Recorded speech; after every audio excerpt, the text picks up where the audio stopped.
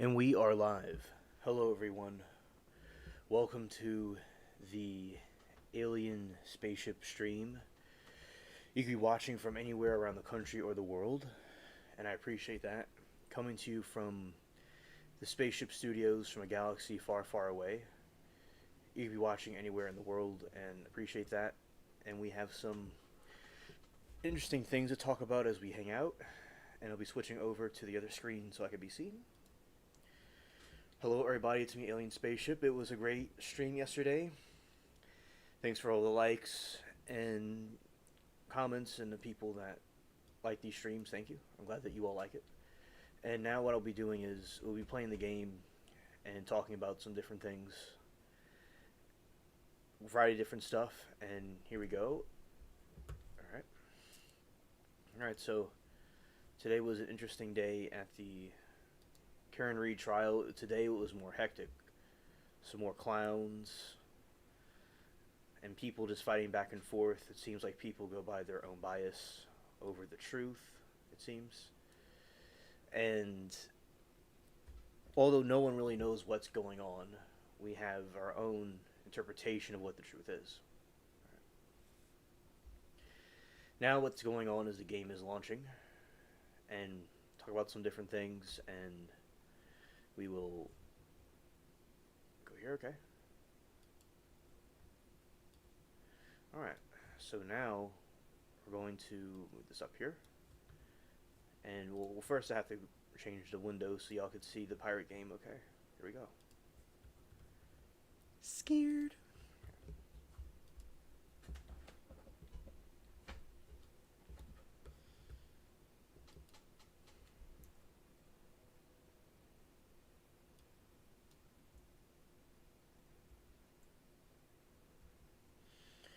Frog says, I checked Alien. I didn't block you. Sometimes it won't let Remy see me. Okay, Frog. It must be a shadow. What's called shadow banning. It must be the. You know what it must be?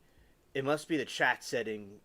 There's live chat and there's the other chat. It might be that. Also, yeah, YouTube sometimes blocks. It shadow bans comments. So what that means is it'll hide comments from being seen. They're trying to censor you. But okay, thank you, buddy. Yeah, I didn't think you would block me. We always had a good time chatting with each other. So I'm glad that you're here, buddy. Nice to see you. All right. So this is Cuba. Hello, Duke, buddy. Glad to see you too. Welcome everybody coming in.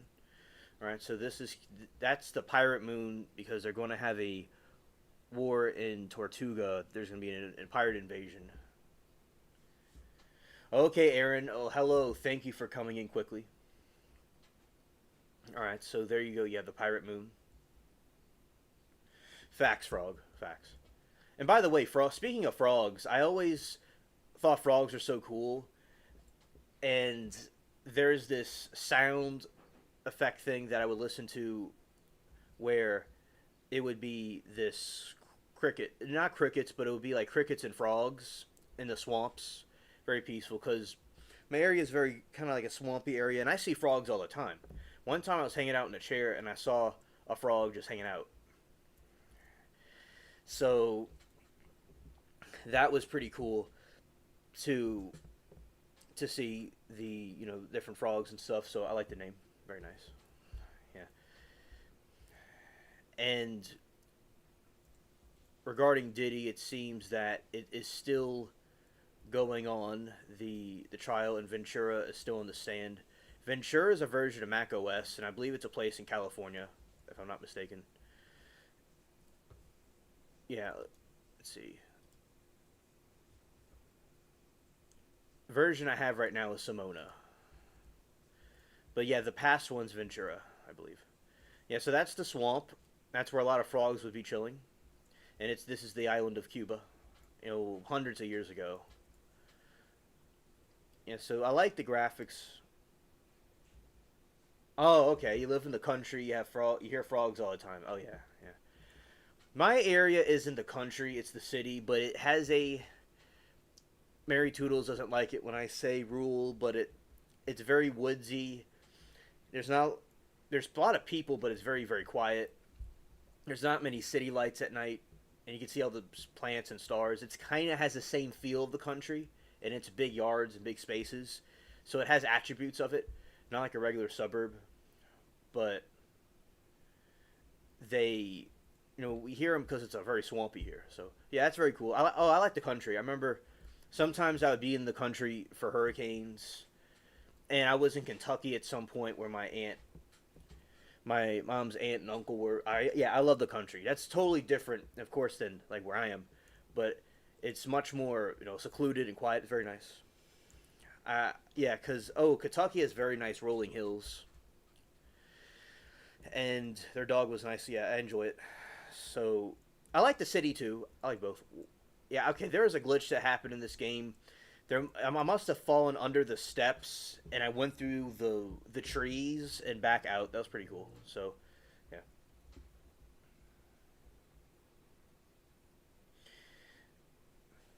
Aaron says weird thing to share, but one of my favorite songs is Incubus Aqueous Transmission, but the frogs at the end make it a great escape.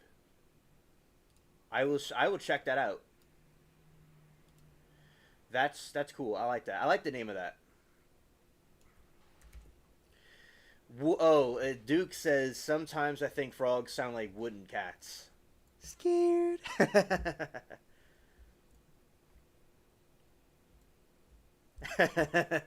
Hilarious, Duke. I like that. Right. Timu Irene.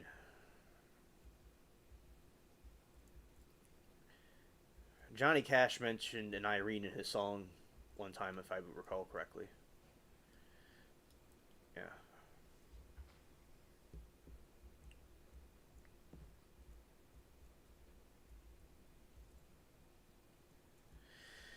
Yeah, and yeah, shout out to the chickens.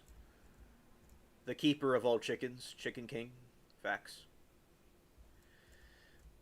I remember I was watching this AI thing of the different countries represented as giant animal humanoid things, and France had a giant chicken person.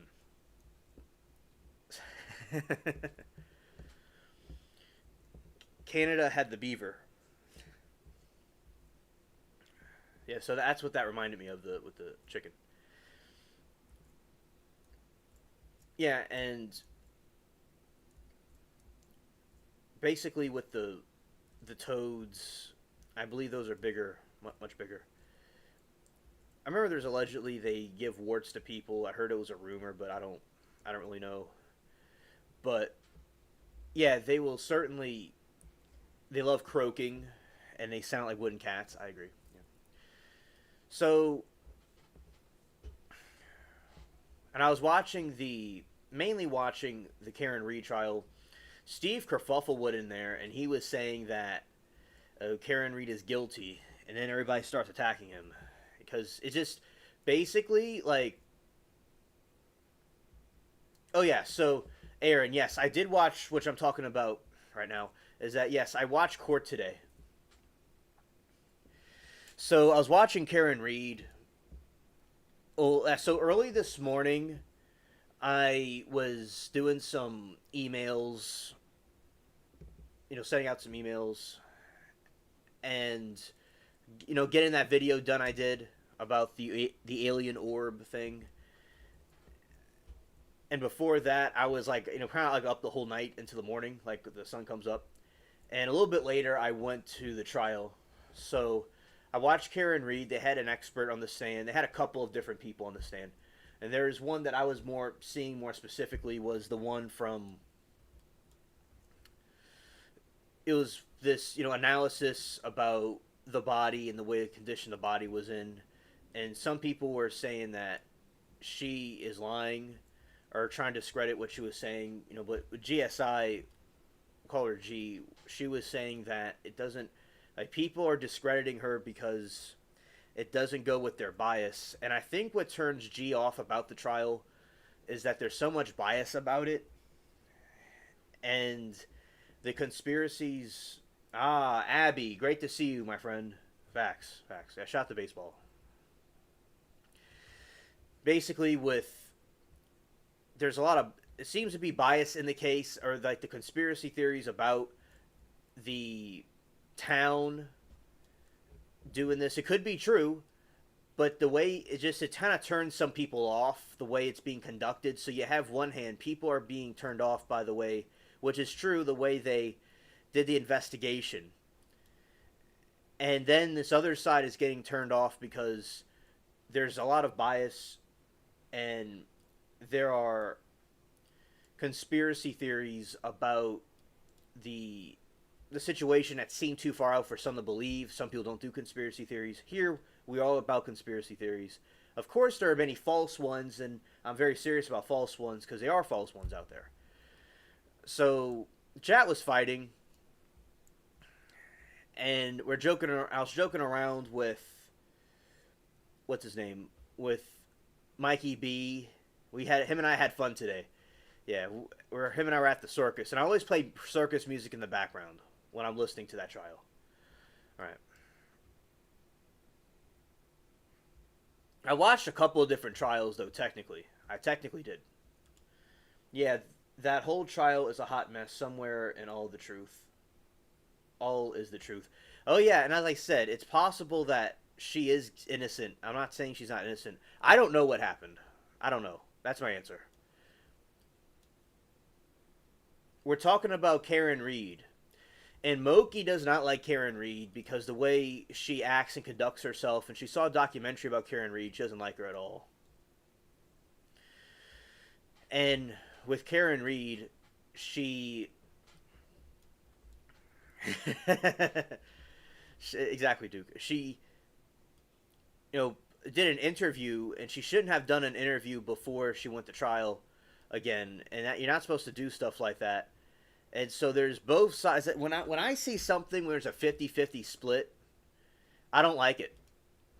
The truth has more ambiguity to it. It's not set in stone. It can't be exactly what you think it is. It's not like Monica Cementelli or Lori Daybell, where it's clear. Now there's some good cases where it's like it's not certain, but it's quite certain the person's guilty or innocent. So that is what we're doing with that case. And see, with me, I was thinking about she could have been framed at first. I thought it's possible that it could have been a hit and run and they blamed her for it for some reason, or she didn't do it because I didn't think there was enough evidence for it. And I still think the burden of proof isn't there, and there is reasonable doubt. G's an attorney, from a lawyer from New York City. So I learned. So she knows a lot about law. She told me someone could be very guilty, and you could make it look like somebody is innocent, and just using the English language and twisting stuff around. So if someone is found innocent, they're not really innocent necessarily. And what she does is try to find the truth with it. Capri law usually sides with the defense, usually. And that's what she was trained to do, because in law school they teach you to defend the position you disagree with. I'm not been to law school myself, but I've seen some stuff. Yeah. YouTube has a lot of different interesting videos about things like that.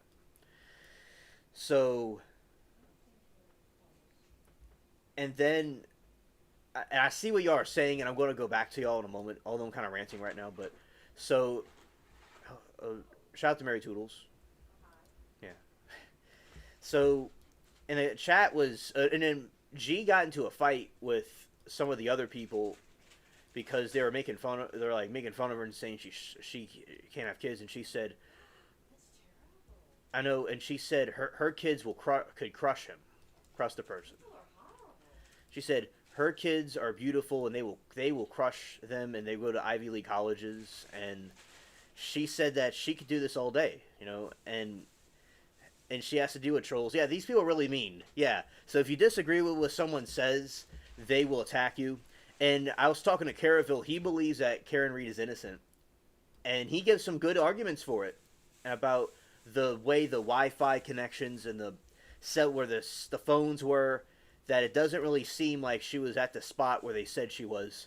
And so, but he's a gentleman about these things. But so I was just seeing his perspective, and talking about some of his positions about why he thinks that she is innocent to G to kind of see if she could refute it.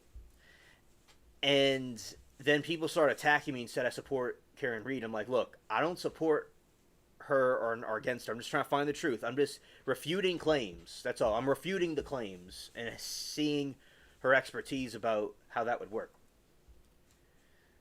So, and also what Roxy pointed out was that, it's best not to drink and drive, and Karen Reed was drinking, and she may have just hit him by mistake. It seems like the most logical conclusion, but hey, it could be a conspiracy. It's possible. But there needs to be proof and evidence for it. Like, say, like with the conspiracy theories we talk about, there's proof and evidence to support it, and there's a lot of whistleblowers. Something I learned from the Harvard article about chemtrails is that a lot of times with conspiracy theories, there's whistleblowers, but if there's no whistleblowers, it doesn't mean it's not true. But yeah, there's usually a lot of whistleblowers, and there doesn't seem to be whistleblowers, and it's a speculation. Doesn't mean it's not true, or it could be another reason. There could be some other reason why she was innocent, but she was found guilty for some other reason. It's up in the air. If it's not clear as day, so yes, and a lot of people are arguing there's reasonable doubt that she is guilty, not guilty. She's not guilty because of reasonable doubt, because the investigation was done wrong, and through a legal point of view, that is true. Abby says, Alien, you should tell them to be scared in the Karen Reed if they want to post up or show them my way. Facts. Oh yeah, your way is great. Yeah, yeah, and that's what I like about you and the other people. And I love the ladies that can able to roast the trolls. I know quite a few ladies on YouTube that are good at roasting the trolls, and that's important to have. It's because there's a lot of morons out there, and it's good to have allies to do that. So yeah, absolutely, Abby, absolutely. All right. Now I'm going to go back to. I'm still ranting, but I'm still talking about what I'm talking about. And Erin said she saw the trial today, the boat trial, and it was sad. Oh, okay. And oh, thank you. I don't blame Mogi, but that case is so wonky. I wanted justice for John O'Keefe. I agree, Alien. Yes. As I said, if she is innocent, that is fine, and she may be innocent. All right. I don't know how likely that is, but as I said, that's good. I'm not going to hold up a sign and wear a pink hat and march outside of the courthouse, but I'm just trying to see the truth. And also remember is that she wasn't like the ladies I know on YouTube that have impacted so many lives in the chat rooms and stuff. I'm serious. And because all those people that watch the streams, we're like part of the show. So y'all have impacted so many lives. That is very important to do. Now, Karen Reed didn't do anything like that. She was just an NPC. Now, she was educated and she worked at Fidelity, but she was an NPC. She was a non-player character, and she wasn't, she didn't really do anything for humanity exactly, except give us some entertainment. So, to people to be so dramatic about it, I don't understand it completely.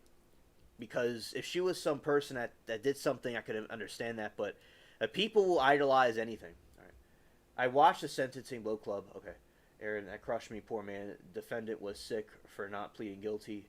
Typical alcohol feeling, zero remorse, and crying for people to forgive her. Lady, read the room. I was trained not to spit in the fan. Hilarious. Absolutely disgusting. May she rot and be poor family as the victims. The alien should go my way. Okay.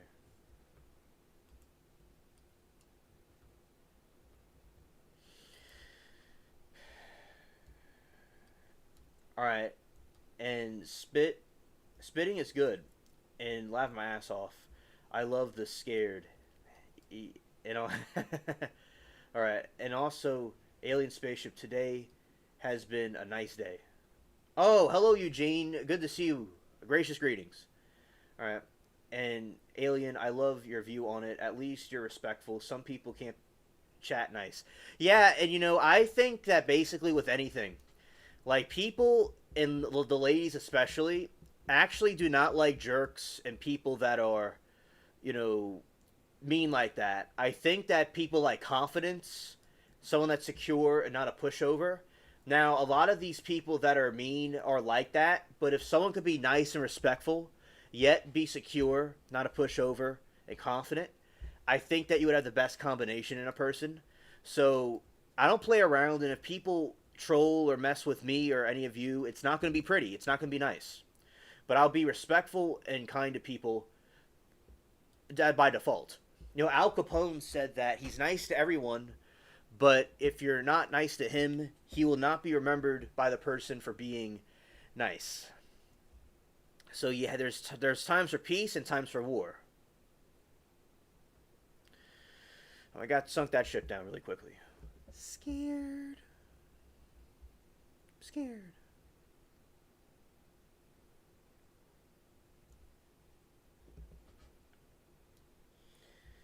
You're right. People have made her an icon for what? Exactly, exactly. Because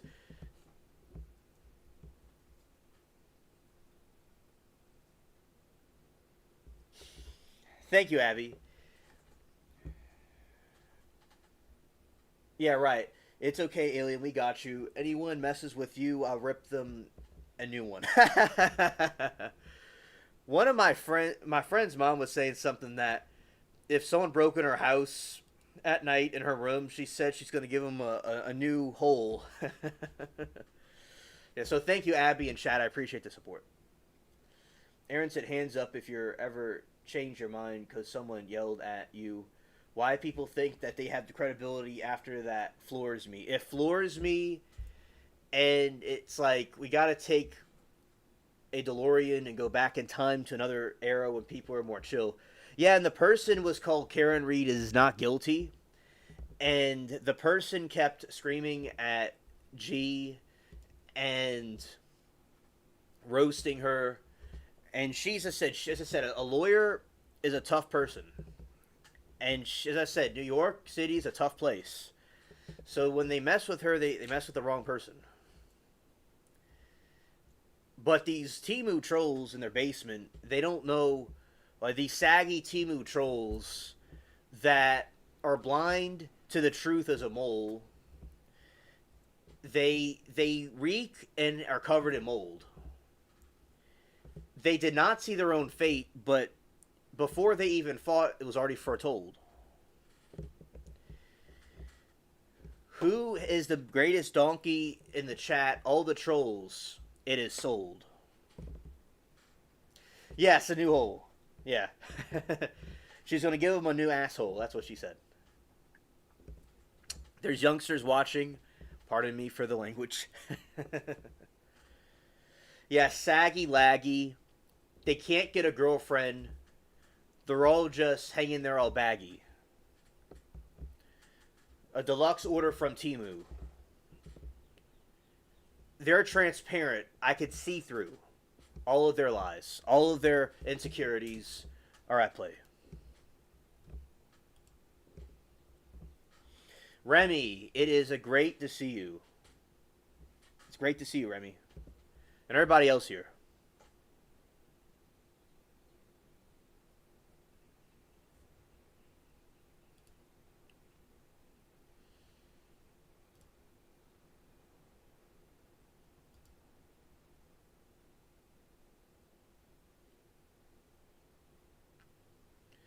Fishing. Alright.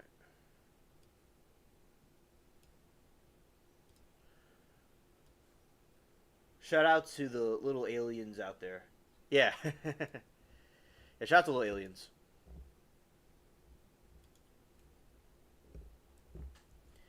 Hello, Five Cats. Oh yeah, we're doing very well this evening. We're doing very well.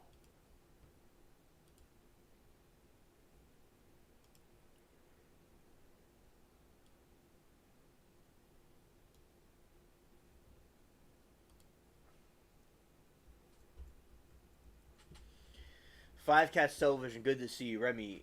Nah, we're just talking about people with hard ons for Karen Reed. They're gonna go marry her or something. Oh, okay. Here's the pirate battle. Alright, let's get the pew pew out. Oh, come on. Go to this one. There's already casualties. I have to go to the weapons.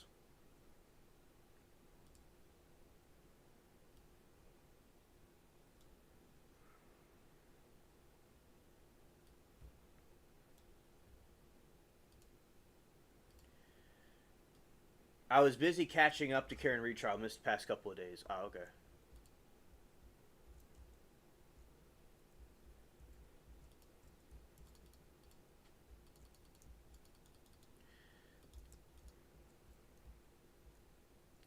All right, I got deleted to save the island. See, look, the evil pirates are invading, and you got a giant tree stump thing that's invading. Scared. All right.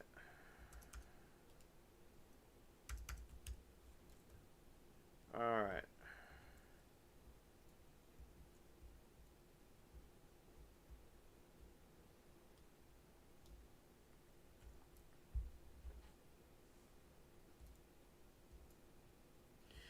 Well, it looks like we got defeated, and I just got here. If I had gotten here earlier, we would have won. All right. I was busy catching up to the Karen retrial as I missed past couple days. Vinny sounded like he might have a thing for her on today's live. He kept going about how petty she is. Pirate battle. Like, please don't make her trial with your whole personality. Scared.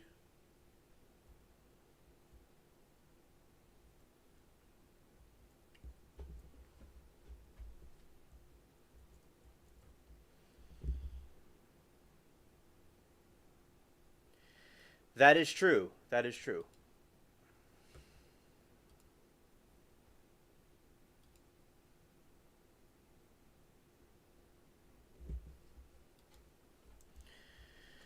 All right. All right, Aaron. Thank you for coming. See you on the next one. All right. So basically, other trials. I saw Koberger today, and I watched Diddy. Of course, it's really cringe because it's no cameras in the courtroom. Scared.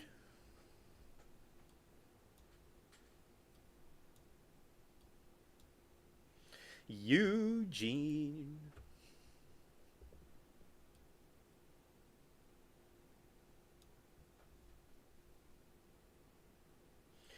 I said that weird in my head. An alien's scared voice. And bye, Huns. Scared. Karen Reed is guilty. Scared.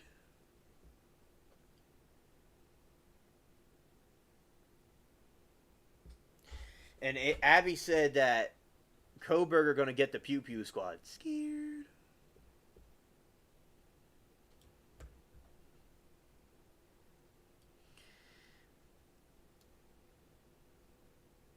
Yeah, everybody can get it. It's like you get it. This person gets it. Everybody gets it. Yeah.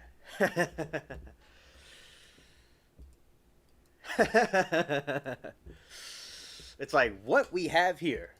A Karen Reed pink hat supporter. Lord. When Karen Reed wakes up in the morning, goes to the shower, she sees one of the pink hat supporters with a sign that says Free Karen Reed.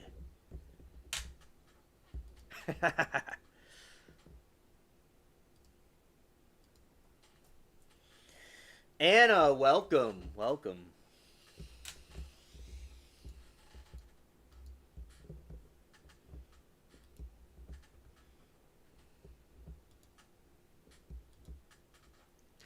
Shout out to Anna. Get it as in hot, and I think Brian was alone. TBH, Anna, hi. Hi, love. Understood, Abby.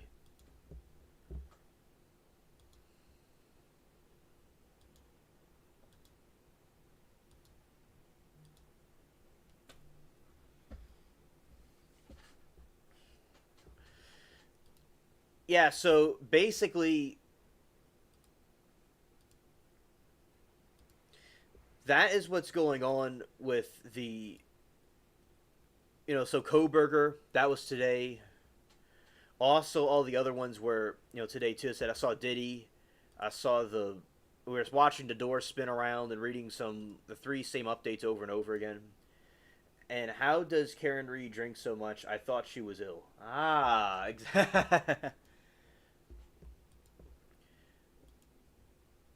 Oh no, it's like she got she drank because she was told that it was going to cure her but made her more sick. Thank you, Anna. Thank you. I appreciate that. And you're welcome, Anna, also.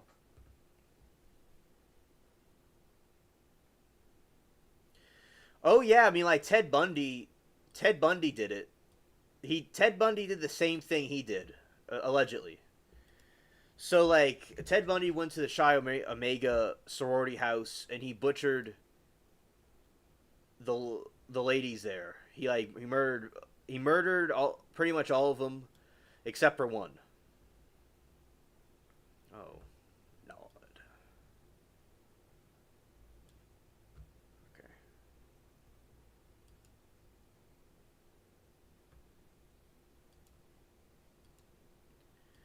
I just watched Case the other day investigate discovery about a 15-year-old boy that took five members of his family with an axe and a knife.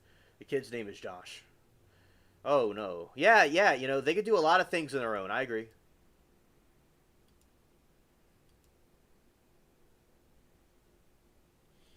But people with cancer or Crohn's don't get drunk.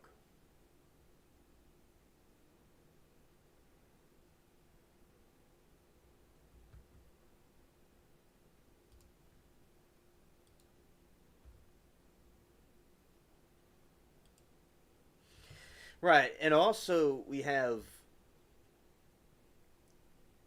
let's see, but people with cancer or Crohn's don't get drunk. Well, you see, Remy, I'll tell you this. So I'm part Irish, so it's okay for me to say this. I'm part Irish, and some of my relatives, it may not be because they're Irish, but the UK people, as you know, Remy, drink a lot, and my dad liked drinking a lot. So this is okay for me to say this because I'm part of the group. You see, Remy, Karen Reed believes that if she gets sick in her culture for where she came from, that drinking cures all things. But they go and drink too much. But the logical people don't do that to cure their illnesses, but they were taught that it makes them get a pot of gold better, or or something like that, because it helps them find the rainbow to get the pot of gold. Yeah. So yeah, that's what she thinks. It's a different type of it's an elixir, but see they don't. Karen Reed's too stupid to figure out the difference between elixir is not going to help her get better. It's going to make her feel worse. And also, Remy, it's a sign of a lack of discipline and self-control. And everybody that is offended by it, it's not intentional. I'm talking about Karen Reed. And it's okay to drink, all right? I think it's fine. But I'm talking about Karen Reed, no one else. Like, you got basically the people drinking and they drink. It's like when Karen Reed drinks to get better, and the leprechaun told her that that is how she would go and get better, but the leprechaun doesn't know nothing. He just has a pot of gold. He's not a pot of gold for no reason. He has pot of gold because he tricked people, so she's too stupid to figure that out. Yeah. Oh, facts, Abby. Okay, let's go roast Karen Reed. All right, so Karen Reed was not in the culture of taking speed. She was not of the Anglo-Saxons to drink some mead. She got drunker than a skunk, and then she started driving around Let's call her, give her a rap name, Young Punk. She drives and hits him by mistake. She's too stupid to even know how to drive. I have to give her credit for that. She must have used AI to drive. She's completely all over the place like Cascade. I think that she doesn't want to go to prison because she wants to go get drunk again and have a big rave. What is this going on? Alan Jackson is there to go be a superhero and save. He's more red than Satan. He might be the devil himself. I think that he talks, but all I hear is a belch. She drinks so much, she gets as big and big as an Oompa Loompa. And she goes in the Grand Canyon and gets stuck. It's like, oh, I'm sorry, Karen Reed. I liked you. I didn't want to be the one that you had to commit suicide to. Oh. And all the Karen Reed fans are going to get their signs up and say, free Karen Reed. They're going to march for comfort. But all they're going to get is get barked at by Clifford the Big Red Dog. I think all these Karen Reed supporters and Karen Reed could just go and sit in a bog and get drunk. They could have her for life. I think reality hurts and stings. That's true. I drop these things like a knife. Is it all the clowns in the chat that are they're writing viewer discretion advised, okay? All of the viewers in chat that are being mean to others, not the people that really think she's innocent, but the people that are mean to others in the chat are eager to ride Karen Reed and grind on her meat. They won't leave her meat because they could get drunk for free. She secretes baby oil alcohol. Oh no, Diddy is coming hither. He heard the word, now he's on call. When you get like the Batman thing and put it in the sky, it's a baby oil. Diddy to the rescue. I wouldn't be surprised if Reed and Diddy had a freak off. We're on a spaceship, and I just said that and blasted off. Koberger with his hoodie. Yes, you heard that correctly. Yes, you heard that correctly. I think she wants to get rich off this and go buy a Bentley. She drained the money from her parents. I think that her next boyfriend is going to be a soy NPC named Clarence. She wants to go and mix up the drinks. I think that's the reason why she probably hit him. She didn't listen to the wisdom that I learned when I was drinking with the brothers. She mixed up her drinks, and guess what? That's true. She does never think. She thinks that she's Tinkerbell, but she just stinks. I think her favorite color is pink. That's what they all wear. I'm sure that those trolls were trying to go and buy Karen Reed's underwear.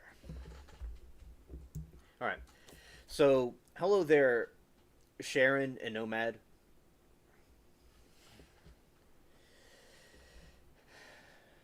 All right, and then you have that. Okay, and then Abby says, "Alien, you make me Gilbist hurt. I laugh too much. You laugh too much." And it's like, and also I'm making some raps about the Karen Reed situation. And if people think she's innocent, y'all in the chat are fine people. I'm talking about the people that are trolling and about some of the stuff of Karen Reed being hypocrisy. I'm not talking about the cool people that may think she's innocent, which she might be innocent. It's all I say is satire, because I'm dropping these bars. I'm saying, guess what? I set the chat on fire. Call the fire department. It just passed by. They couldn't find it because they're on Karen Reed's Wi-Fi. People don't know what's going on. All the people on both sides, I think, are being biased, not listening to what the truth is. using all kinds of tricks. They think that they're a trickster, and they think they're a joker, but they're just a joke. Shout out the frog. He roasts them and tells them to croak. I ribbon around the chat defending my friends. Just like the dude over at Smoke and Scan that was trying to go and keep on talking to Sam and pretending to be a kid. But I killed him with kindness, and I shut him down. He was a fiery lid. Just a piece of plankton, flush it down. Karen Reed is going to go to downtown. And when she goes to prison, you know what she will drink. You know what she will drink. She's going to drink the prison wine they make in there. She won't hesitate or even blink. Justice for John O'Keefe. Thankful for his service. If she's guilty or innocent, may the truth come out and the perpetrators of this be caught. If she's truly innocent, may she be released. I wish her the best and she could drink all the drinks she could drink. She believes in God strongly, but God wouldn't want her to abuse the alcohol. That might go for all. Imagine how much money she would have if she didn't drink. She would be able to pay for her own defense. So much money she would have, she's put in more suspense. I think she needs to sit down and repent. You would be scared if Agent 48 found this place or Gams. I think it would be hectic. It would be like the war in Nam.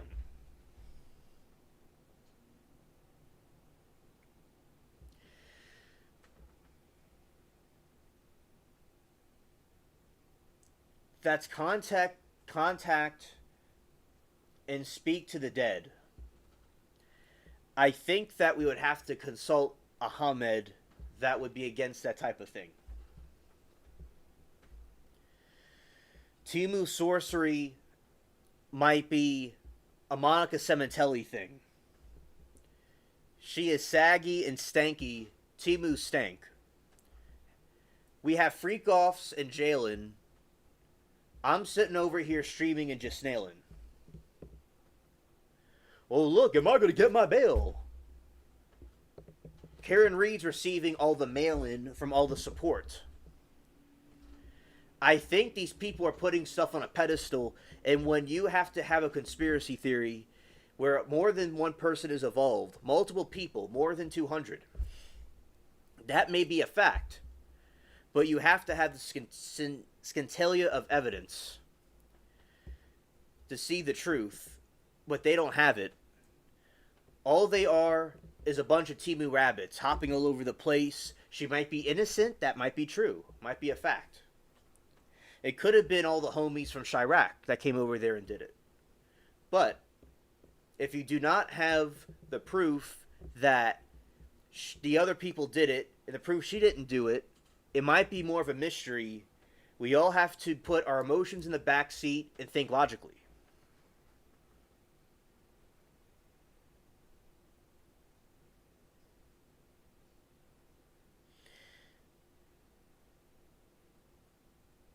Doesn't any of you guys believe you can talk to people that commit on the other side?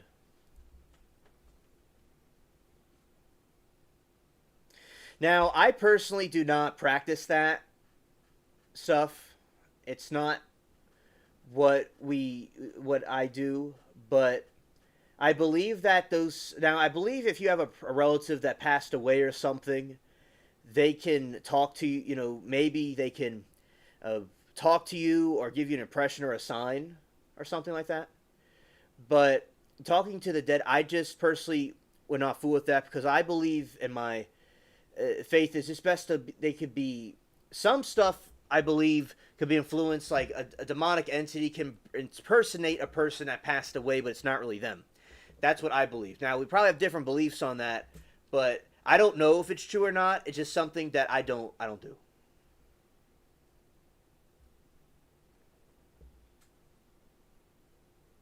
I believe that you can talk to people from the other side. I do.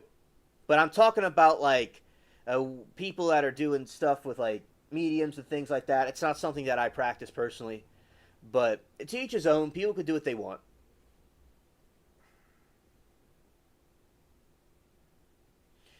And okay, so Anna, I see what your previous text is. I see what you're saying. I see it. All right, I see it. So and also, so I believe that you can pray like so. It's not Sharon. It's not praying to people like you would pray to God. And Anna, I'm going to answer your question. I'm going to rephrase what I said. I'm going to rephrase it. I'm going to rephrase what I said and answer your question in a different way to make more sense. As I know it's not you, you're just asking a question. And so I believe you can, it's not praying. You only pray to God. But you can ask, people can, like, say the Catholics, and some, I've heard that some Islamic groups do this too. But, like, say, like, somebody is on the other side, you could ask them for intercession, like to pray for our cause, or you ask them for help, kind of like praying. By God's permission, something can happen. So, like, say you ask your friend to pray for you. It's the same thing, but they're on the other side watching you. Yes, I believe that's possible. And also, I want to... Oh, hello, Moki. It's great to see you. And Sharon, So there's a point where I was focusing on God only when I had more Protestant... I was Catholic, but then I had some Protestant views. Then I understood the Catholic stuff better. And although I still have Protestant traditions, I do believe you can ask them for help, or people from the other side. Yes, I believe that's possible. And I believe that God is all you need. But when Jesus said, if more than one of you ask to pray, it'll be done. So multiple people praying for you is a good thing. So I think that's fine people to do. Now, I want to address what Anna is saying. Okay, Anna, thank you. And Anna, I will answer your question, Anna. And if people are talking to me, I'm going to answer your question. So I'm going to be prepared for a rant that's about to happen. Yeah, so Sharon, I believe, yes, you can. And I've done it before. All right. All right, so here we go. So I believe you could talk to people from the dead. I believe that you can pray, or we won't call it pray, or ask for intercession for people that are in heaven. That is true. I believe that is possible, yes. Now, also, I will say in this other area about, and I'm not too sure exactly who the person is that was Anna was referring to. I'm not familiar with this case. But, like, say with talking to people, some people use mediums and stuff like that. It kind of, like, you can say a form of sorcery. I don't know. I think that for sure what's going on there. But I believe that across the board, even non-Christians, that it would be something that possibly could be nefarious, because because when we do things through, again, a religious perspective, somebody believes in spirituality or believes in something else, you could just discard what I'm saying.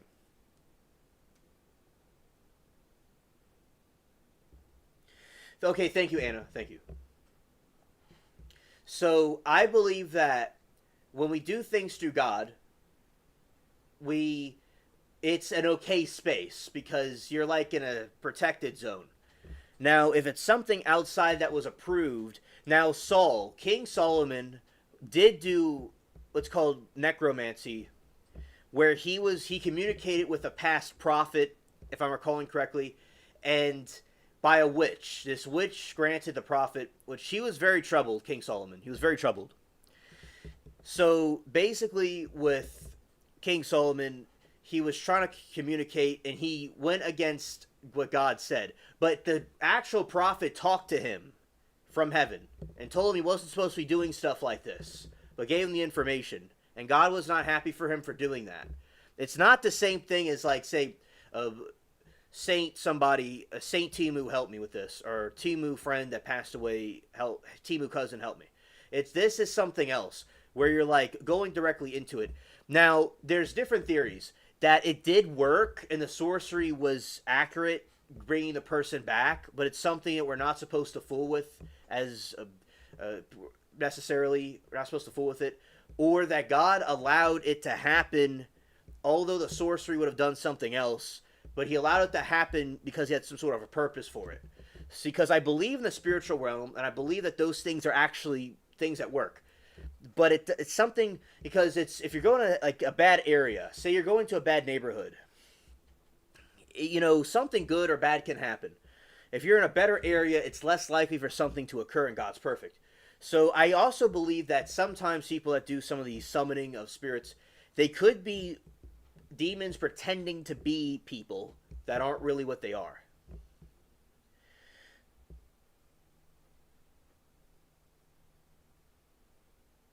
Yes, and understood, Anna. And yeah, Gloria, scared. So I believe that it could be, and those people that believe in the spirituality that aren't religious, just the spirit you're talking to might not be who the dead person you're talking to may not be the dead person you're actually talking to. It could be a spirit pretending to be that person, or it might be the person. And if somebody does the spirituality and they're satisfied with it, good for you. But just remember, you may not be talking to who you think you're talking to. Just be aware of that. Now, because I said people don't believe in God, it's like talking to a brick wall, or kicking a dead horse. So I understand that, all right? So you could have your whatever you want to believe, and just remember it might not be who you think it is. And people that are atheists would just be eating popcorn right now and watching me talk about the Avengers or something. So everybody has their own beliefs, so adjust what I'm saying to your own beliefs.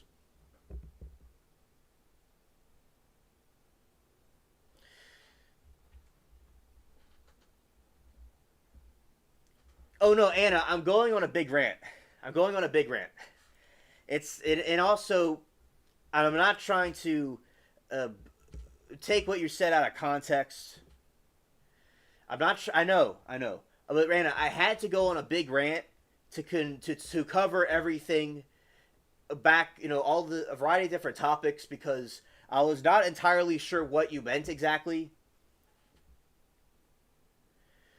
And I appreciate your input about it. All right, and I'm not quite certain about the case that you're speaking of, but Anna, you did nothing wrong. You did nothing wrong, and I'm not trying to cause an offense to you. And I know that's not something you believe in. I'm just saying that I'm just covering everything. So you asked me if we could speak to the dead, and I'm just giving you like there's different categories. Like say that somebody that a loved one in a dream speaks to you or somebody speaks to you in a dream. Yes, to answer your question, I believe you could speak to people on the other side. Okay, so answer your question, yes, in layman's terms. All right, so that's out the way. So I'm talking about another topic that's separate because I like to go off hinged. And so this other topic that's nothing to do with Anna said. So to answer your question, I believe you talk to people on the other side. I believe they could communicate with us. All right, so that's ended. Her question is answered. The other thing that I'm talking about is the sorcery and stuff like that. So basically, I think that those things, people can. It's a gray area, and they might not be who you think they are. So if somebody's talking about that stuff, I would be not certain if it's accurate or not. But if somebody's talking about talking to people from the other side in general, yes, absolutely. All right. Thank you, Anna, for letting me know about this, and understood, and I know what you said, and I understood your question. I just had to go on a big rant about it because that's just how I am.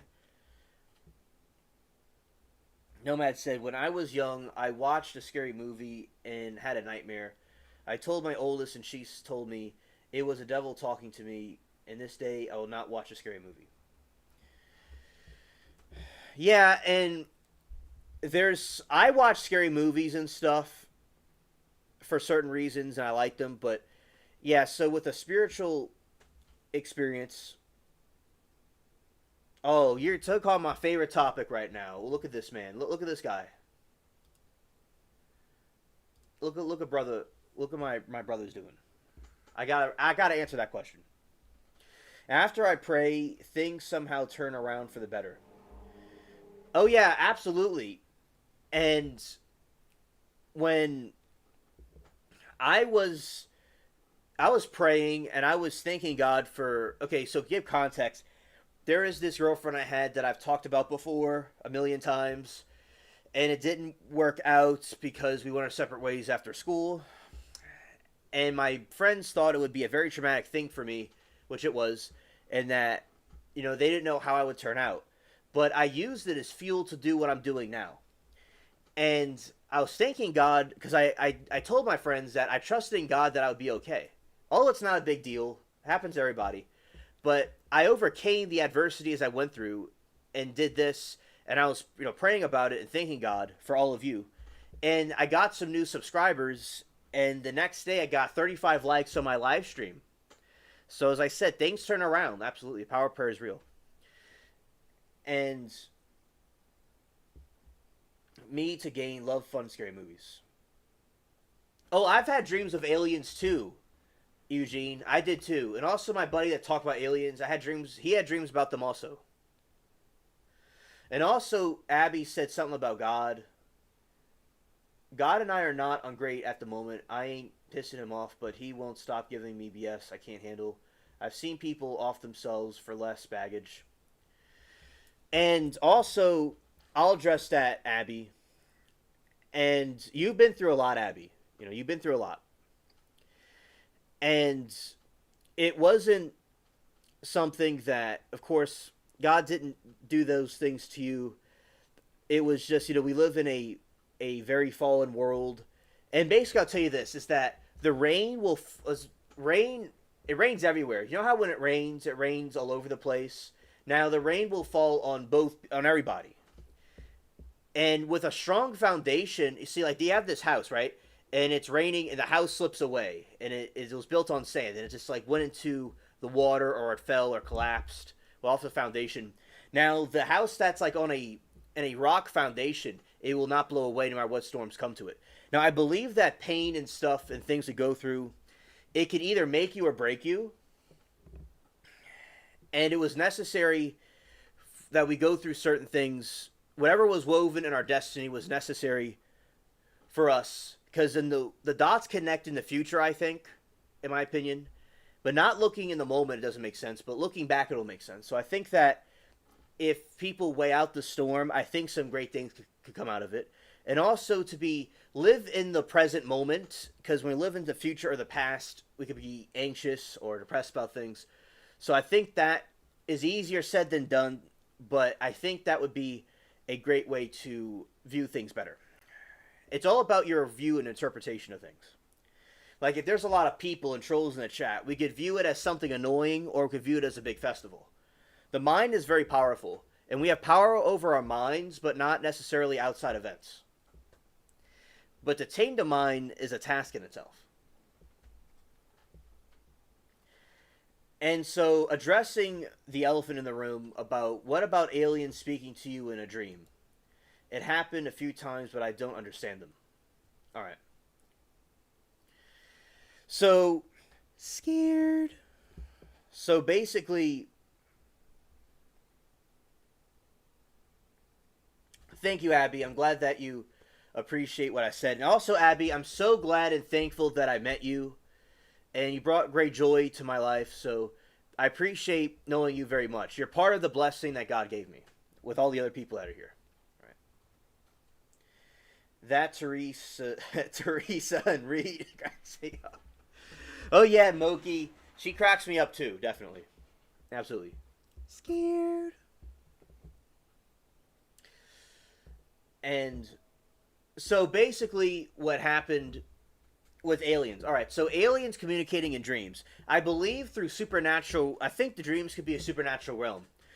My mom had a dream of the aunt that passed away and she was wearing a cupcake button. and she went to the store the next day and saw a cupcake gift card, the same type of gift card. So I believe that basically dreams could be used where people or the other realms, good or bad, can communicate with us because it's up in the air. Because, like, think of Interstellar, especially for scientific people out there that are cringing at me.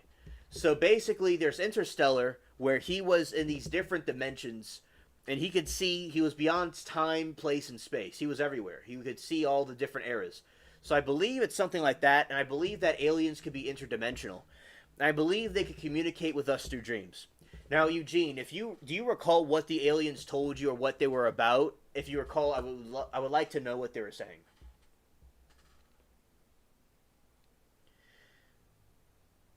Yeah, Smokey, I agree. Yes.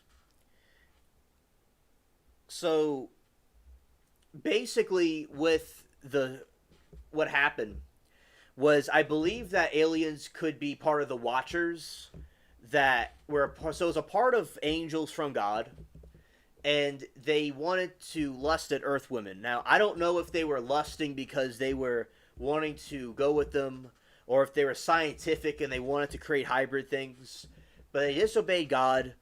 Many generations after Satan and the fallen angels fell, this other group came, and they were gods and goddesses, and now they appear as aliens because the other plan didn't work. So, also on the contrary, I believe aliens from other planets that have certain abilities that we do not have are able to do a type of meditative state where they can astral projection, so to speak, and communicate with us in ways that we do not have the technology to do. Like Zero was talking about the Khrushchev scale, which I'm pronouncing it wrong, where there's another generations, a couple of civilization. Say you could harness energy from the sun, and some in the future. Say you could harness energy from galaxies and stars. Say you can think and teleport things through using your mind. So I believe that the aliens have abilities that we do not have at the moment. Now, speaking of fallen angels or demons, they just have these abilities that we don't have, and they're using the alien thing as a deception. So the plan is, allegedly, is that the aliens will appear and say that, they created everything and that they are the ones that should be believed in, that Jesus was not, who he said he was, and he's what their interpretation of it. It causes a deception about the truth about him. So they will come here and deceive all religions and deceive everybody to go along with this program, and they will actually, it's part of their plan because the other plan didn't work. So that's a theory about them. Another theory about them is that they're aliens from another planet, and something similar to War of the Worlds. So with War of the Worlds, you had, which scared me to death when I was a kid. I liked the movie and I watched it as I got older, but it was a scary movie where the aliens come and invade us and you drink our blood or whatever, they eat us. And also what Rod Serling talked about in his version, when he talked about it too, in his movie, in his TV show. So the aliens would come here and they want to colonize us, or they want to come from the sky and cause to delete us, to see us as pets, use our resources, cause us trouble. That's another theory about them. And that my original theory about aliens before we talked about these things was that they were aliens from another planet, but they were on the side of Satan and fallen angels. Now the new theory that I've gotten later is that they are part of the group of fallen angels. That's what they are. So either way, I'm not saying all aliens are bad. I think they're good aliens and bad aliens. But the ones we're seeing seem to not have our best interests, or they see us as lab rats. Because another reason why governments and stuff hide the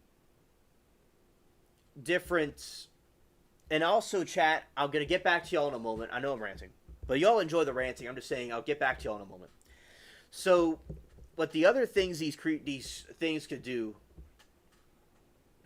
is that they will go and try another theory, which is very, very far-fetched. I'll give this one credit, is that they're trying to go and say they want to help our planet, and they want our planet to be a better place, and they want to help us. As I said, though, I can't completely trust them, though I don't quite know their intentions. But this whole time they didn't really, all the centuries we've existed, they didn't really do too much, in my opinion. So as I said, there could be good ones and bad ones. So I don't. Those are all the different possibilities about aliens. But the thing is, I believe they can communicate in dreams, but I mostly think that there's something from the fallen. Thank you, Nomad. I appreciate it.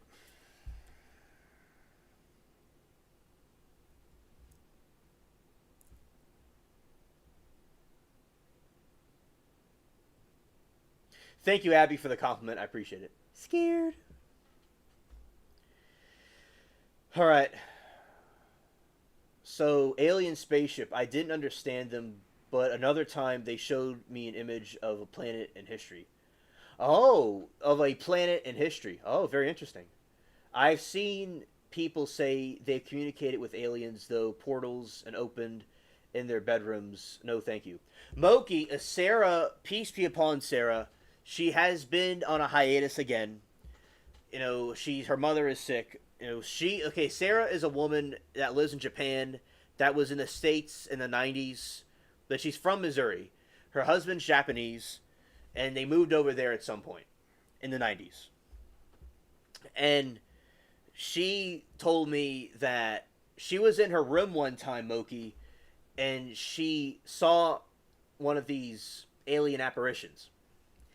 So, like, she's seen aliens before. Her and her husband and other people have seen UFOs. Like, they've seen these UFOs. It wasn't just her, it was other people. So they're not, like, crazy or anything. But yes, so her and Moki, when I ran these ads about my alien videos, I get comments from people telling me that they've seen alien creatures and stuff before that terrified them. I've seen a UFO before, and it's very freaky to see something like that. So, Moki, another thing is when an angel appears to someone, the angel says, do not be afraid. Across the Abrahamic spectrum, all the religions, Islam, Judaism, Christianity, the angels from God are different. And the demons produce fear in the people. So the demons, that's why the aliens are not on the side of good, because they produce fear in people. And now if aliens can repent and come to God, that would be preferable. And some other theories from the Islamic perspective is that they're like jinn. So a jinn is something that, like an alien or a demon or something like that, but it can be good or bad. It can repent. It's like a supernatural being that usually seems like a bad thing. It's like a genie in a lamp. Some of the Muslims think that there's something like that. So I hope that they would come to God and not, do anything wrong. But as I said, they're not, the ones we're seeing are not being that nice. Another thing is that aliens could be something from another, like they could be existing. There's other aliens that could be existing on Mars, but they're invisible to us. Or with our way of logic and reasoning, we cannot see them. Like some kind of cloaking technology. If you showed somebody, 800 years ago, the computer and the phone, they wouldn't understand it. Somebody from the 1400s, like a medieval king, he would see the cars and think that they're chariots that on their own. They would not understand the food we eat. Like the food we eat, they wouldn't get it. They wouldn't understand the technology we have. So a futuristic civilization of aliens, could be out there, and we just don't understand their technology. And also, Eugene says, I was in a dark room 2 times, and then on a ship, and they were operating on a giant insect and a white gorilla, and a gorilla was in pain. Oh, wow. Wow. Thank you, Eugene, for your testimony. Hello, Rebecca. It's great to see you.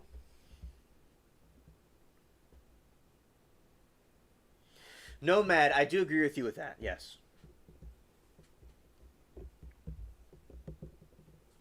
So basically, Eugene, I had a dream too, similar to that. I had a dream that there was this space. It was like outer space. And oh, I was in a spaceship, similar to what you saw, and I will go into this other room, and it was just outer space. And this person, this it was a white person, but white as a piece of paper. It looked like some kind of robot thing. And I saw just this outer space, and I didn't know quite where I was, and the thing was telling me something I don't recall. Now, Eugene, what you're talking about is very, very telling because the alien that you're saying it was operating on a giant insect and a white gorilla, and the gorilla was in pain. All right, so basically, aliens are known to do experiments on people and animals and insects. They're like, for example, with Planet Serpo that we've been talking about, is that Planet Serpo, the aliens are making these hybrid things, and the hybrids were, in these big things, these like tanks. So the aliens might have astro projected you and showed you what they were doing. And yeah, you see, that's what they do. So basically, but the Bible talks about how the fallen angels made it with the earth women and created the Nephilim. I think what happened was the aliens went and took the earth women and implanted in them their DNA and Earth DNA and made hybrids that were the Nephilim. Because I think the Nephilim were artificially created to be giants and to overpower the other humans.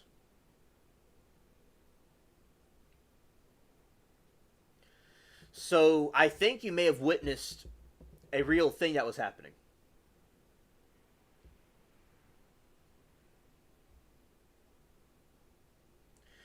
Whistleblowers said they see us as a commodity.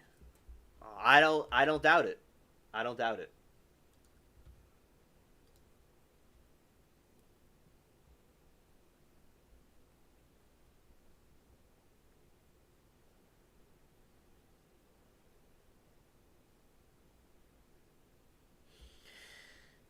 Anna says, Abby, I got the weather thing on my phone a couple of hours ago.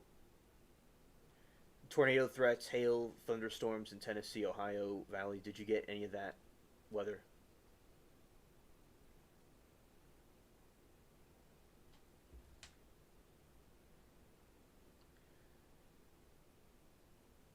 Have we talked about the Zimbabwe school incident? That's a good one. Moki, we talked about it on a stream some time ago, but we will review that again. All right? We'll review that again.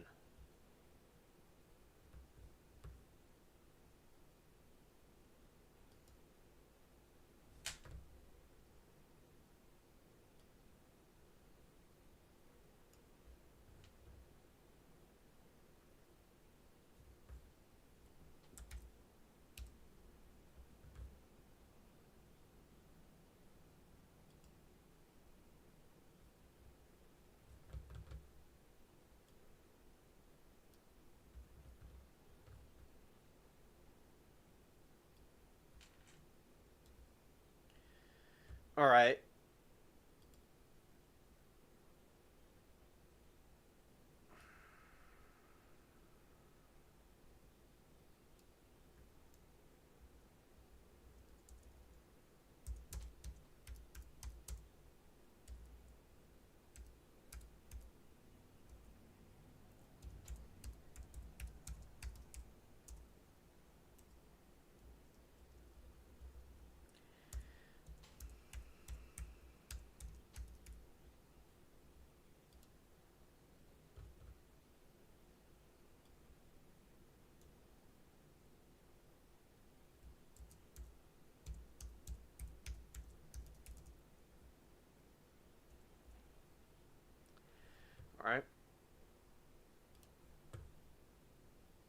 All right, thank you all for hitting the like button. I appreciate it.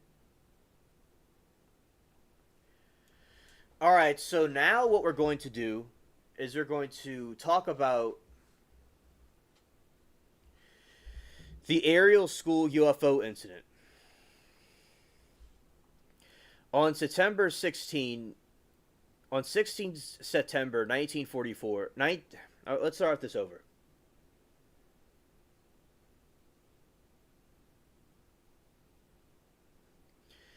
On September 16, 1994, there was a UFO sighting outside of Ruwa, Zimbabwe. 62 pupils at the Ariel School, aged between 6 and 12, said they saw one or more silver craft descend from the sky and land on a field near their school. Some of the children claimed that one or more creatures dressed all in black they approached to telepathically communicate it to them a message with the environmental theme, frightening them and causing them to cry.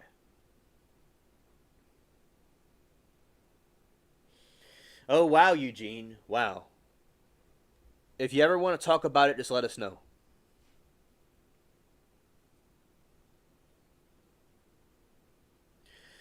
The 14 the 14 writer Jerome Clark has called the incident the most remarkable close encounter of the third kind of the 1990s.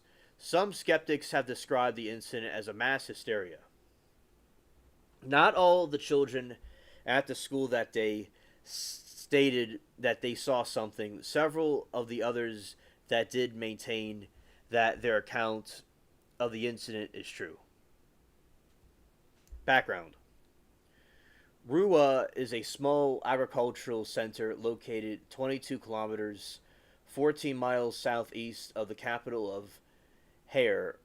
At the time of the incident, it was not a town but only a local place named Littlemore Crossroads in the agricultural region. Ariel School was an expensive private school. Most of the pupils were from wealthy white families in Harare.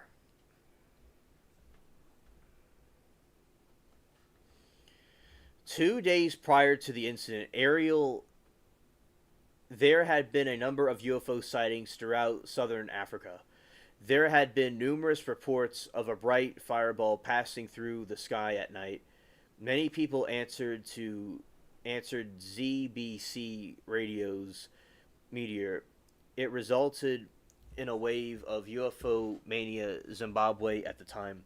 According to skeptics Brian Dunning, the fireball had been the re-entry at the Zenit rocket from the Cosmos 2290 satellite launch from the booster broke up and the burning streaks as it moved silently across the sky, giving an impressive light show millions of Africans. The local UFO researcher Cynthia Hind recorded the other alien sightings at this time, including savings, daylight sightings by a young boy and his mother, and report of an alien being on the road by a truck. The kids who are adults now still maintain their stories. Wow.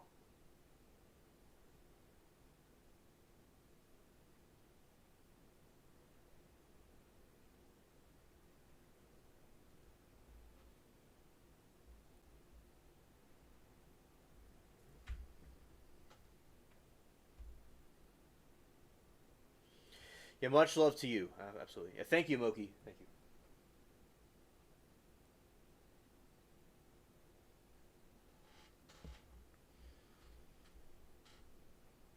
May God always protect everyone here. You all are just the best. Grateful to be chatting here. Thank you, Alien, for going. We love you. Thank you, Abby. God bless you always too. And Nomad said, "I would love to hear your dreams. No judgment here." Eugene, please share your story because now, as I said, if okay, Eugene said it involved a woman who looked like she was from biblical times.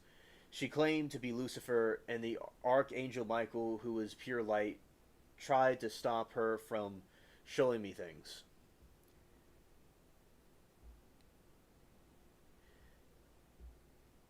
Yeah, you see, Eugene, I've had similar dreams like that.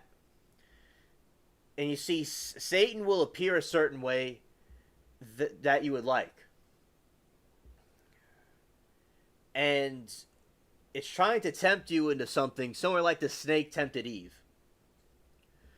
So that makes sense, absolutely, because God will reveal to you what you need to know and what's best for us. And kind of like a kid playing in the street. We don't play. It's like it's fun, but they can get hit by a car. But and thank you for sharing, Eugene, and feel free. This is a safe space where people can share any conspiracy theory, no matter how absurd it is, without being judged. Now, something can be refuted, or there could be debates, but this is a safe space because when people thought the aliens were something not true, but there actually seems like they're true. There seems to be strong evidence from NASA and other astronomers for Planet 10. So all the people are wrong that were against the conspiracy theories.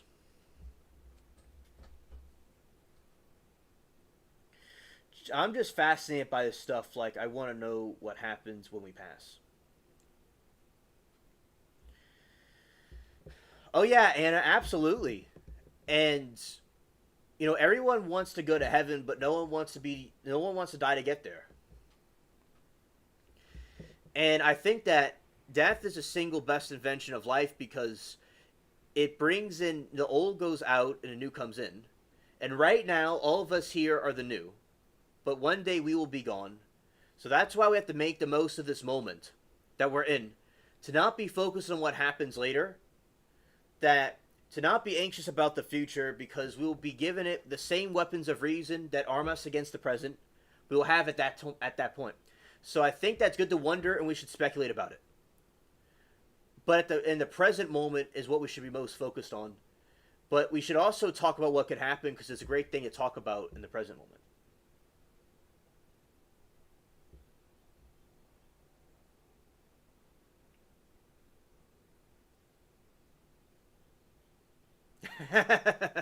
Hilarious five cats and Abby.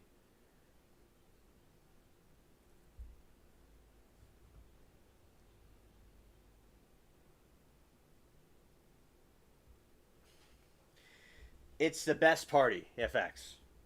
Thank you, Five Cats. I'm glad that y'all like the spaceship. All right. Continuing about this story.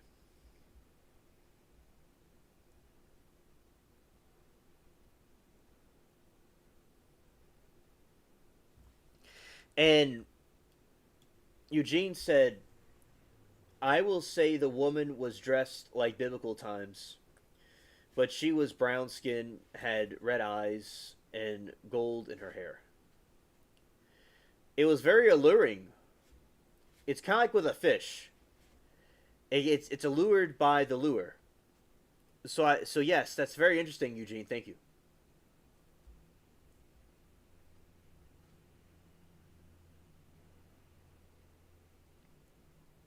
Yeah, he should try to recreate that.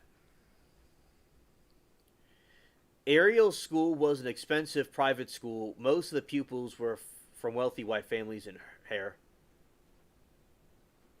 I read that part. Okay, now we're going to continue. Now we're going to go into the incident.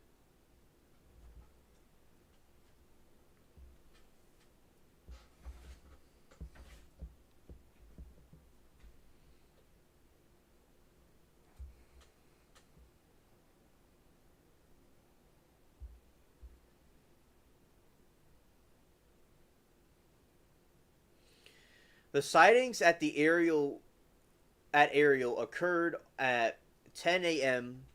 on September 16, 1994, when pupils were outside on mid-morning break. The adult facility at the school were inside having a meeting at the time. The entire incident lasted about 15 minutes. When the children returned to class, they told the teachers what they had seen, but were dismissed. When they returned home, they told their parents. Many of those parents came from school the next day to discuss what had happened with family. The sighting was reported to ZBC radio, from where Cynthia Hind learned about it. The BBC correspondent told Zimbabwe Tim Leach visited the school and on the 19th September to film interviews with pupils and staff after the investigating the incident. Leach said, "I could handle war zones, but I could not handle this." Hine visited the school on 20 September 1994. She interviewed some of the children and asked them to draw pictures of what they had seen. She reported that the children all told the same story.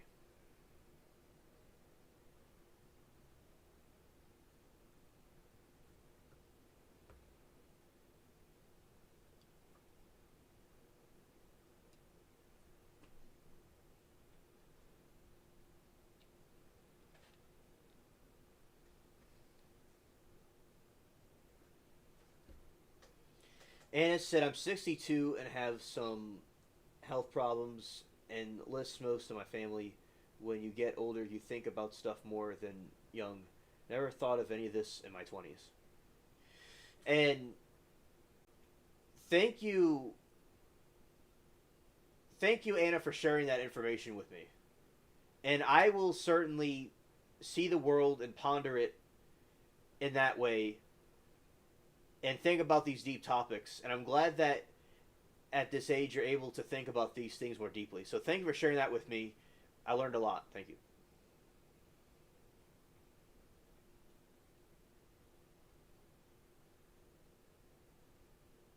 I thought Anna was younger too.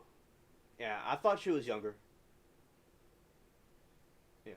Hello, Tom. Good to see you, buddy.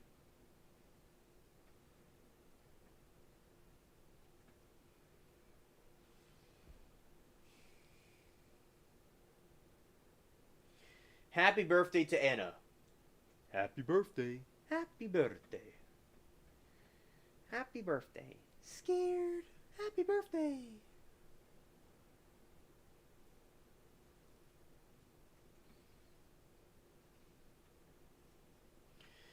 That November, Harvard professor of psychiatry and Pulitzer Prize-winning author John Mack visited the Ariel School to interview witnesses. Throughout the 1990s, Mack had investigated UFO sightings and the alien abduction phenomenon. According to the interviews of Hind, Leach, and Mack, 62 children between ages of 6 and 12 said that they had seen at least one UFO, one or more silver object, usually described as a disk, appeared in the sky. They had floated down to a field, brush, and small trees outside the school pottery.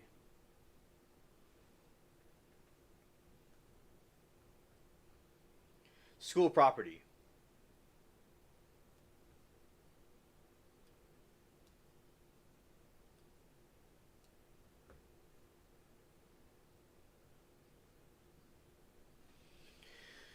Between 1 and 4 creatures with big eyes, scared, with big eyes and dressed all in black, excited a craft and approached the children. At this point, many of the children ran, but some, mostly older pupils, stayed and watched and approached. According to Max interviews, the creature or creatures then telepathically communicated to the children an environment message before returning to the craft and flying away. According to Dunning, the telepathic message aspect of the story was not included in Hind or Leach's reports, Only Max, although Hin reported it later.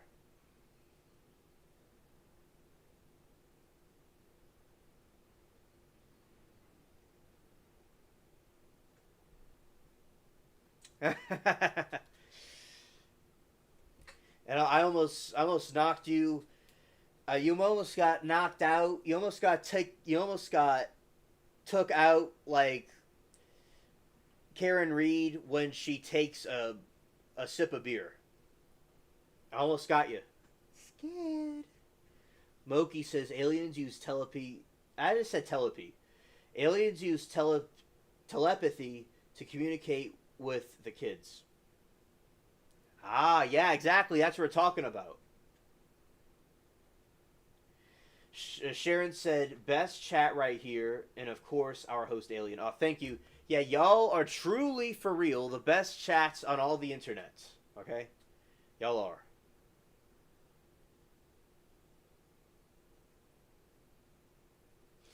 Nomad said, I had never seen a chat that was filled with all the love to Alien on his birthday. That was awesome. Oh, Nomad, that was the most beautiful thing I've ever seen. The Alien Revolution was a complete success by seeing that. That moved everybody. Definitely. Yeah, I'm so, as I said, I knew God would have my back if the relationship didn't work. I mean, I would have a girlfriend, very beautiful lady, and y'all are the ladies in the chat are the most beautiful, more than she is, but she's still a beautiful lady, and a girl I was with, but I wouldn't have all this, so this is better. It was meant to be this way, but yeah, no mad facts. Yes, it worked. Sent messages about taking care of the earth.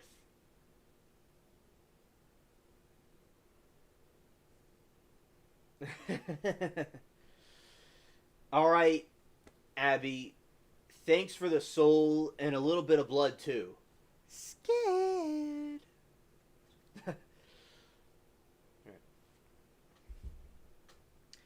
In Mac's interview, one fifth grader tells how he was warned about something that's going to happen. And that pollution must be. An 11-year-old girl told Mac, I think they want people to know that we're actually making harm on this world and we must get to technologed. One child said that he was told that the world would end because they are not taking care of the planet.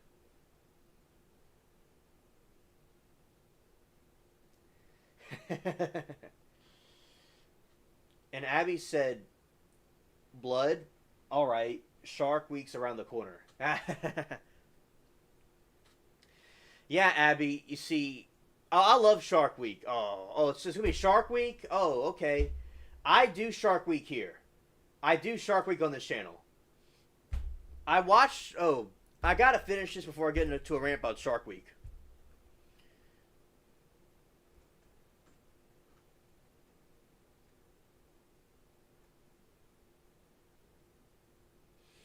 Regina said, yo, yo, yo, Hansel is the man.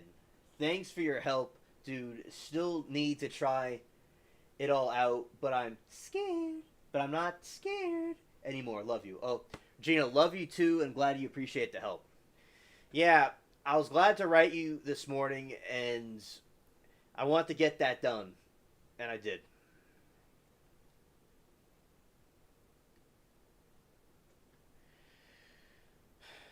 The children admit that they had not seen a plane.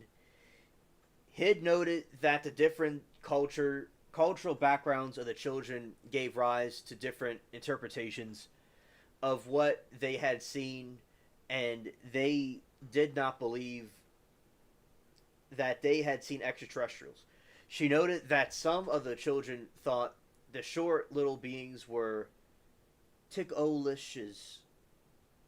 Tik-O Lesh as creators of Shinoa and Nabeli folklore.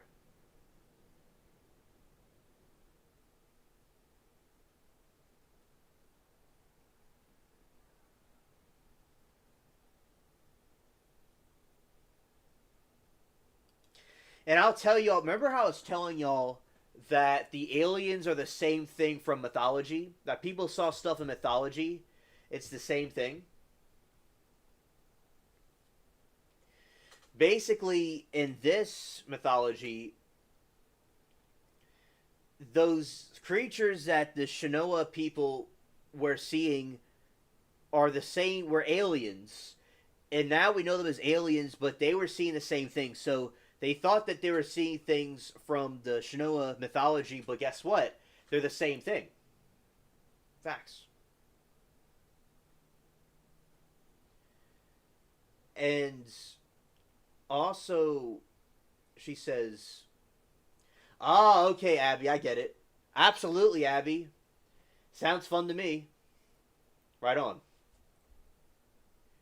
I get that the Shark Week period. Yes, I get you mean. Absolutely. Scared.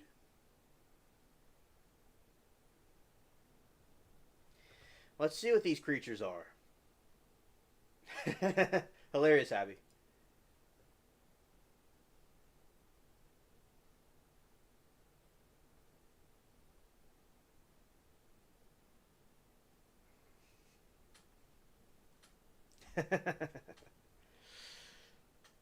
In the Yugini mythology, the Tokoloshi, or a hill as a dwarf-like water spirit, is a mischievous and evil spirit that can become invisible by drinking water or swallowing a stone.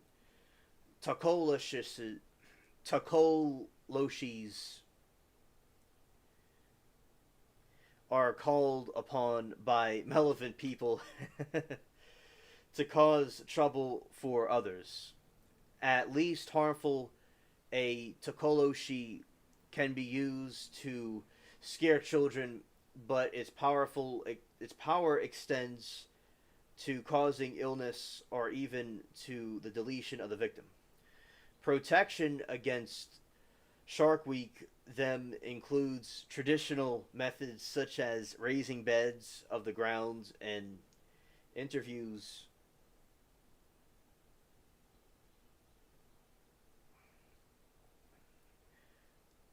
But the power extends to causing illness or even deletion to the victim.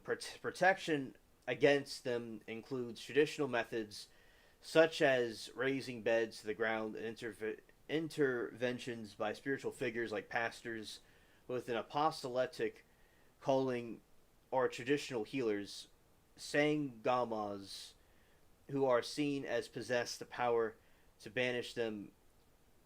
The Tokolshi is often referenced to the sacrificially to critique influence the superstitions or behavior in society.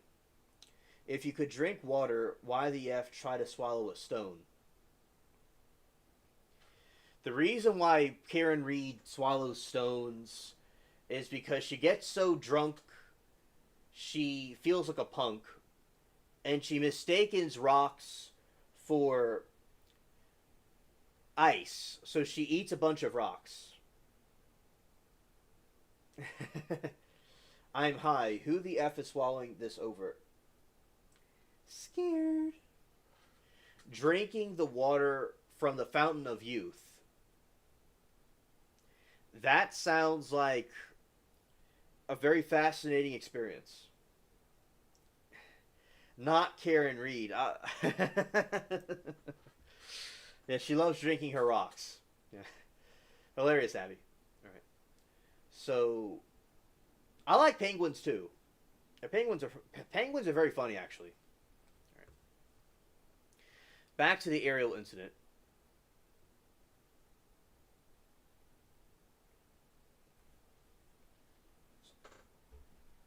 All right. Oh, okay.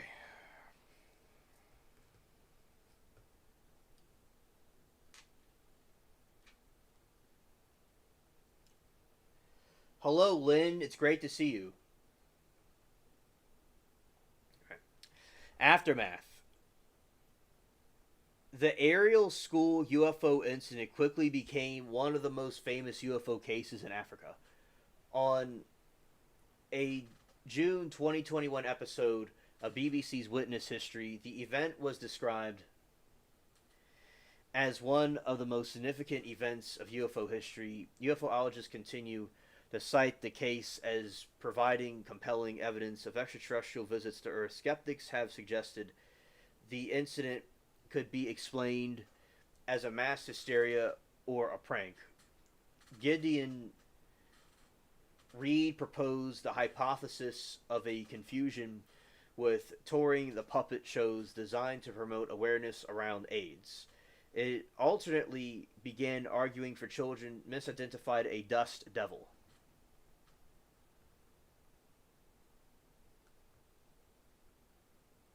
A shout out to the frog lurking in the bushes. You eating popcorn in that bushes. Boy, you eating popcorn watching this madness.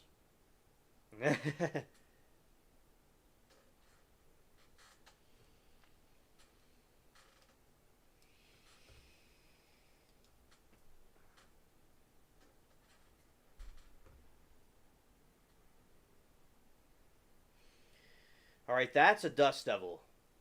Like a Tasmanian devil. A dust devil is a strong, well-formed, and relatively short-lived whirlwind. Its size ranges from small, meter and a half wide, few meters tall, to large. In more than half a mile, the primary vertical motion is upward. Dust devils are usually harmless, but can, on rare occasion, grow large enough to pose a threat to both people and property. Scared. They are comparable to tornadoes in that both are weather phenomenon involving a vertically oriented rotating column of wind. Most tornadoes are associated with a large parent circulation and the mesocyclone of all the supercell thunderstorm.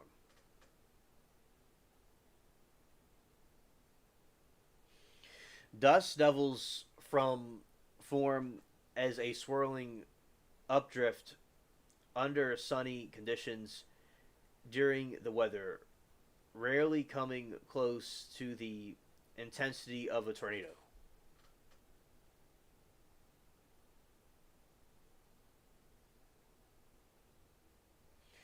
Tornadoes are scary. I used to obsess with them in middle school. Oh. Tornadoes are very scary. There's a tornado in my city, and it was in this area, and I could hear it. It was like an engine. And the lights flickered. There's a certain region of this area where they hit all the time.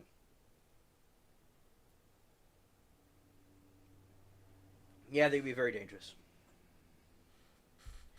They can argue that children misidentified a dust devil. Hind interviewed the children in groups of 4 to 6 with every other child allowed to listen, and so their stories were cross-contaminated. And Lynn, it's great to see you here. Mac only interviewed the children 2 months after the alleged sighting, and the Dunning says that Mac, a known environmentalist, promoted and suggested the telepathic communication angle, which was not present in Hind's previous report.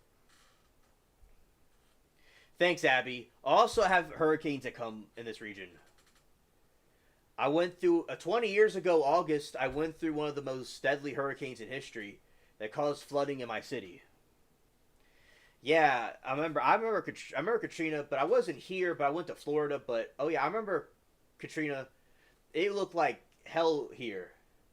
But the good thing about Hurricane Katrina is that I got to live here, next to my grandparents. My grandparents own this place, but they're renting it, and then we live down the street, but we'd be able to come closer here. And I prayed in 2004, 2003, I would get a bigger backyard, and I did. And also the guy that lived here before me, he was he was very religious, and he felt he was on a special religious mission, and he passed away of cancer in 2000, 3, 4, something like that. And I moved in here with my YouTube channel, and I was able to show other people about God and stuff. So that's he would be so honored that this place was used to talk about these things. Alien, you like to live dangerously, I see. What a thug. A MF ring G. Respect, my man. Thank you. I appreciate that, Abby. I love the respect. Moki says no one would confuse a Dusto with the Greys coming out of a spaceship. That's why we had to look at this chat. I'm like, come on, what's going on here? We're gonna show you all this real quick. All right, like look at this. All right, this is the Dust Devil. Mofos were saying this is the gray aliens coming out the spaceship. Scared. Scared. Scared.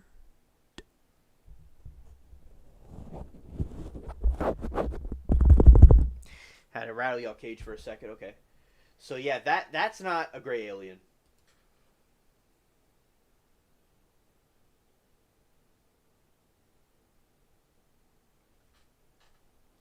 Lynn said, I guess we're lucky in the UK. Only rain most of the time, but with a bad storm. Oh, look, this is a gray alien clearly coming out of a spaceship. He got this gray alien with the longest erected UFO beam in the world history coming out the sky. It's like the gray alien comes and it's like an automatic, the sky is just, and the ground gets woo. And that's not true. They think that this is a gray alien, but I think that they need to go back to Sunday school because they're having the same type of thinking because they were drinking with Monica. They're drinking with Monica Cementelli and Karen Reed. Y'all get Dust Devils, Moki? I would think y'all would.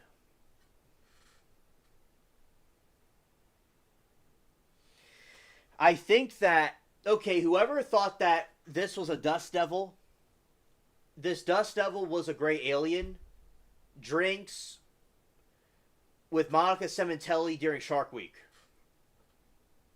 Y'all heard that. See, that was deep. That was a deep roast.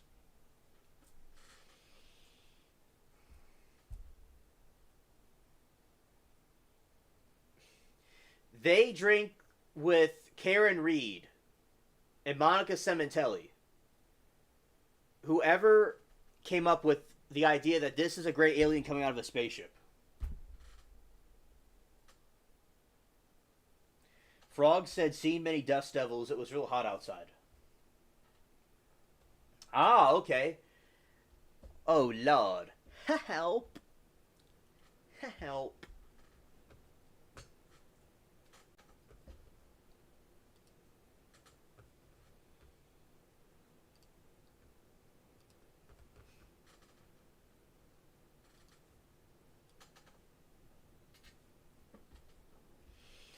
Several of the witnesses maintained that was reported is true. 2014, the male guardian spoke to one witness who said that she fears that the creature will return and she can sense when they are back from the atmosphere. In 2016, witness Emily Trim exhibited printings that she described as manifestation of the messages she received.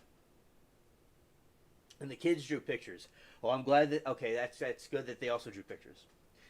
From beings that day, on June 2021, on June 21, Barstool Sports writer Na spoke into interview about being a pupil in Ariel that day. He recounted that he saw a bright light coming down from the sky and aliens exist. Other witnesses were interviewed from the 2020 documentary. The phenomenon spoke about how the experience has affected them. Absolutely. Absolutely. I agree.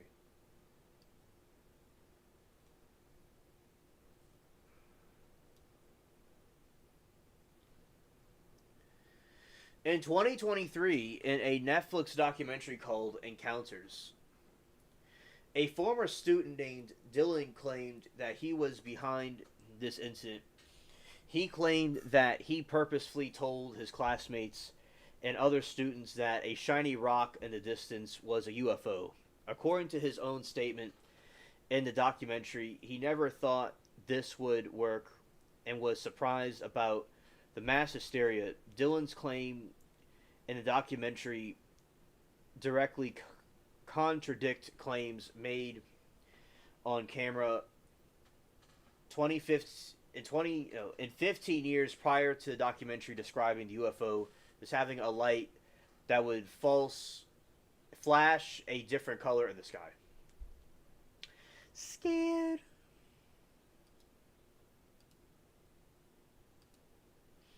This is a similar UFO incident.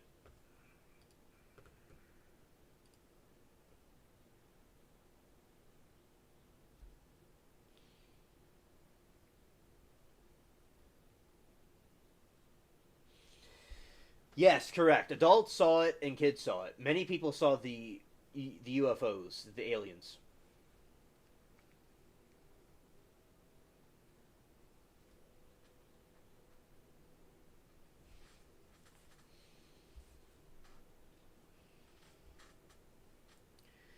And I think that there you go. You have a situation where kids are seeing it, the adults are seeing it, and you have the Karen Reed's girlfriend or boyfriend that saw it and thought it was a dust devil. You have all, yeah, definitely. More than one person saw it, and they drew what they saw, and the aliens were talking about helping the environment.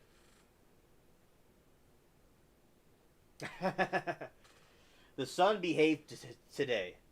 Sharon, actually, yeah. So there were outages. There were some radio frequency outages that happened. It did hurt some communications, but nothing too major so far. But there are more coming. But yes, the sun mostly behaved today. Scared.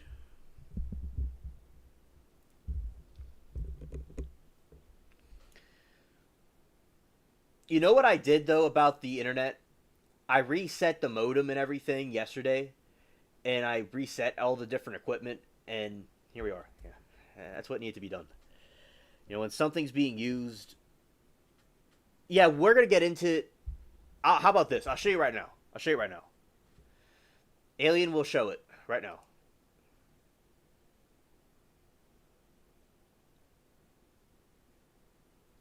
Abby said COVID had potential. Facts. All right. One thing I got to do is shout out to the spaceship cats right there that help us on our journey.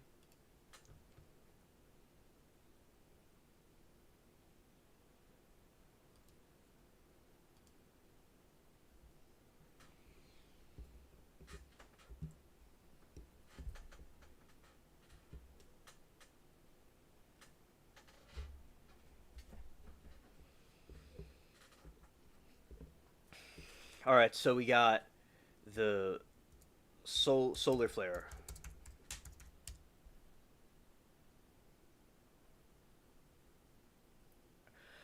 Massive solar flare causes communications blackout in at least 5 continents.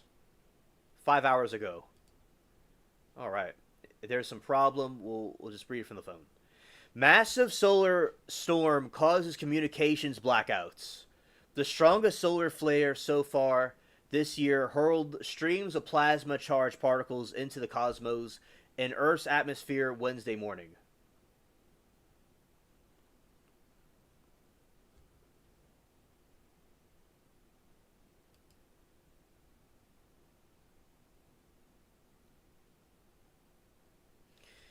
The sun unleashed two huge flares early Wednesday, one day after NASA observatory captured a dramatic photo of the separate solar flare. The back-to-back eruptions, including strongest of the year so far, and have reportedly caused shortwave radio blackouts on at least 5 continents. The outburst this week may be signaling that the sun is ramping up its activity. Wednesday solar storm peaked around 4:25 a.m. Eastern Time when the sun fired off a huge X-class flare, hurling streams of plasma and charged particles into the cosmos. Flares of magnitude are not frequent.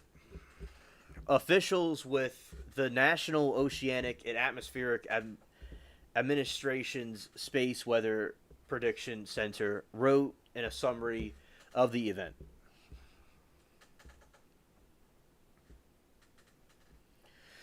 Solar flares are categorized by strength into 5 classes. The smallest and weakest flares are A class storms, followed by B class, C class, M class, Timu class, most powerful X class. Each later represents a flood increase in the energy released by the sun over the previous, according to NASA. Hello, Gam.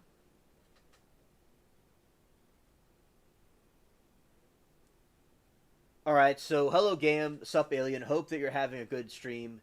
I'm firing up mine in like 18 minutes, lol.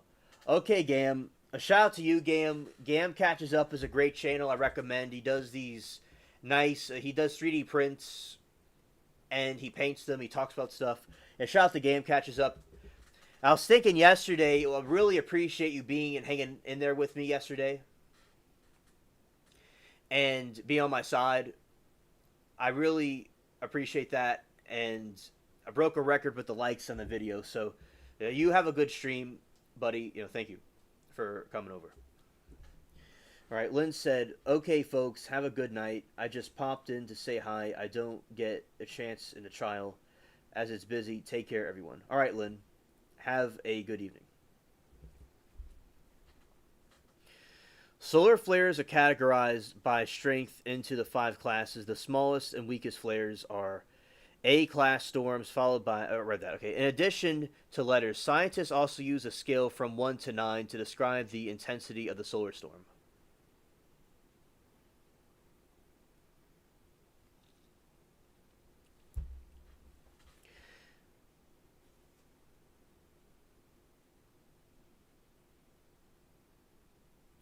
Gam says, your stream was better than anything else. Oh, thank you. Congrats. Tonight's print, I'm painting Krog from TMT. Oh, very cool, dude. Very cool. That sounds awesome. During Wednesday's solar tempest, the Space Weather Prediction Center record at an X2-7 flare shortly before 4:30 a.m. ET, an M53 flare several hours before that.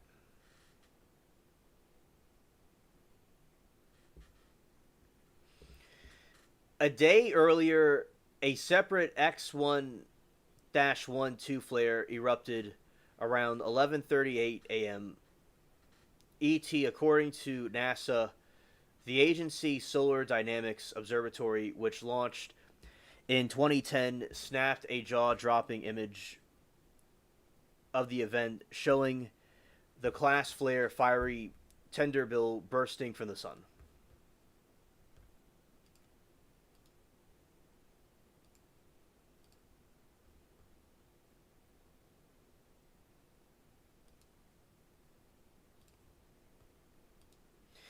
Gam talks about different things with his experiences he had, talks about some news and what's going on, stuff like that. A variety of different stuff. He always gives me a shout out. I helped him create his channel with I helped him do live streaming. I taught him how to do live streams. So, but yeah, he paints the print and he talks about things his things in his life. He talks about the news. He talks about the character he has, and other people in the chat join in and talk about. A lot of times they talk about ABL stream, or they talk about things that's going on and stuff like that. A variety of different things.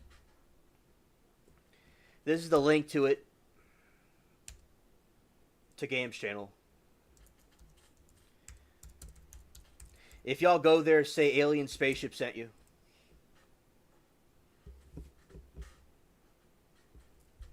All right.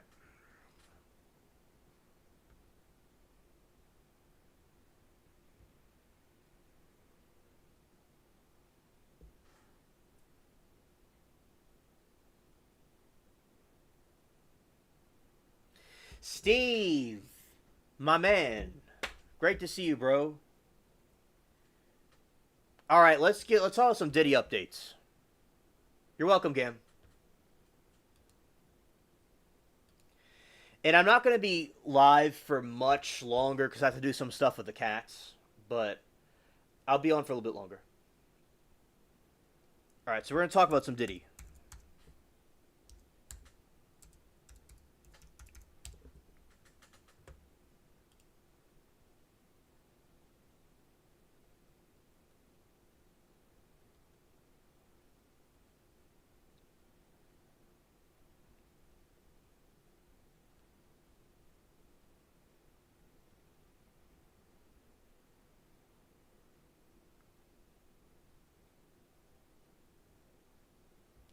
All right, we're going to talk about some Diddy updates.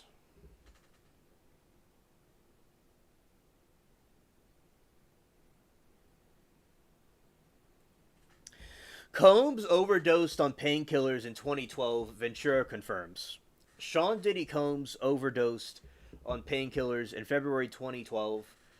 Casey Ventura confirmed while testifying. Ventura said that on that day they had a freak off and went to a Six Club before Combs went without her party at the Playboy Mansion. Hello, Danny. Great to see you, buddy.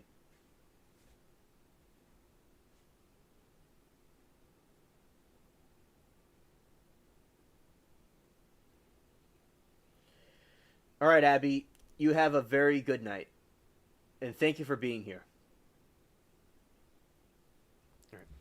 Sean Diddy Combs overdosed on painkillers in 2012. And later that night, she took him to the hospital where they learned he experienced an overdose and testified. From what he told me, he took very strong opiate that night, but we didn't know that was happening. So we took him to the hospital, she said. Defense attorney Anna Estevio has asked a lengthy line of questions to suggest Combs was relevant on opiates and any withdrawal from them would negatively affect his mood. He was extremely dependent on his opiate, right? End quote. She asked Ventura. Quote, for a time, Ventura said he was very upset if his opiates were taken away from him. Estevio asked. I guess so, Ventura said.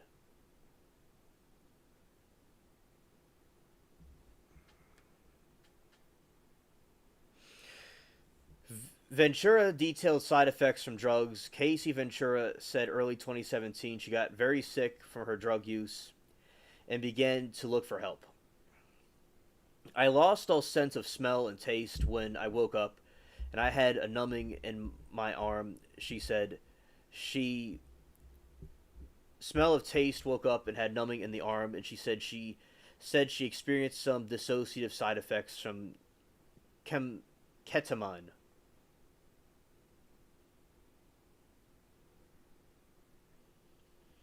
Diddy not even attractive in your humble opinion?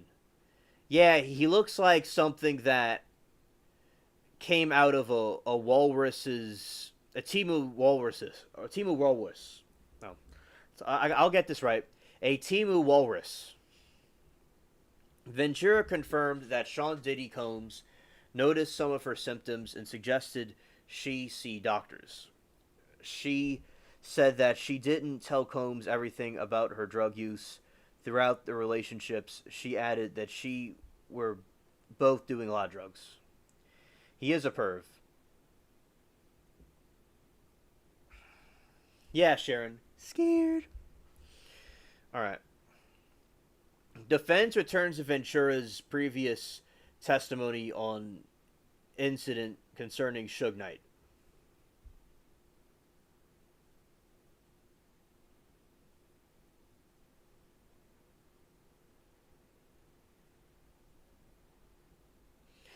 Oh, that makes sense, Steve. Yeah. And hello, Danny. Great to see you, buddy. Defense attorney Anna Estevio returned Casey Ventura's previous statement about Combs' rival Maroon Suge Knight was nearby, and he and his security guards quickly packed up and drove down there. Estevio pointed to a report from investigators after they met with Ventura in June 2024, which said she was brought along in a car and cried. Ventura said that it was incorrect. I did go into the car with them, she said. During her testimony yesterday, Ventura said Combs was rivals with King, a former rap Mongol who was sentenced to 28 years in prison for fatally hit-and-run incident straight out of Compton. Fatal hit-and-run incident on the set of movie Straight Outta Compton. Moki said, I read Jamie Foxx was in the hospital, was from Diddy drugs. Man, he gets his drugs from Darrell Brooks's part of Timu, because Darrell Brooks is in the storage room of Timu. That's why he had those boxes by him. So that's where Diddy gets all of his drugs from.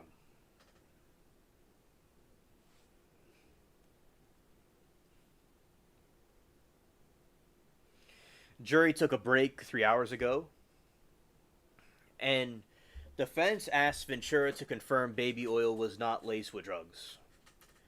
Defense asked Ventura to confirm that defense attorney Anna Estevo asked Casey Ventura to confirm Johnson & Johnson baby oil they used during the freak-offs was never laced with drugs. The defense attorney also asked her to confirm that filling a baby pool would take a lot of baby oil. It might explain why Sean Diddy Combs was keeping lots of baby oil at hand. Oh my goodness, that's just hilarious. Yeah, Timu Freakoff. Judge Arun Brahman sustained an objection, and Moki has a Timu heating pad on her feet.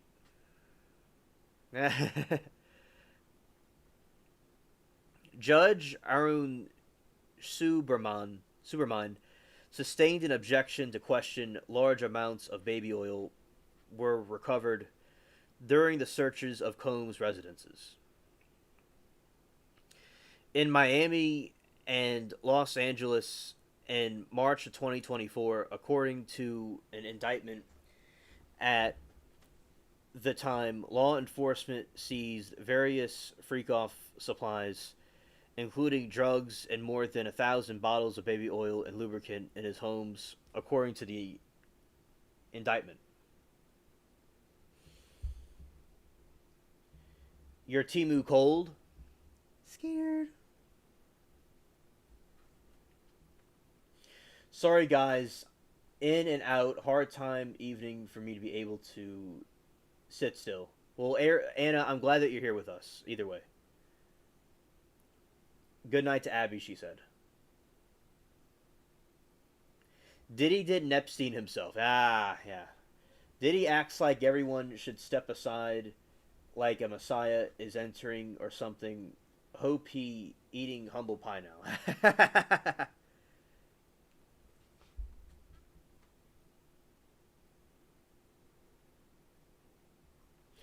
Miranda said, hey, I've been here. I've been busy watching Saudi Arabia Qatar stuff.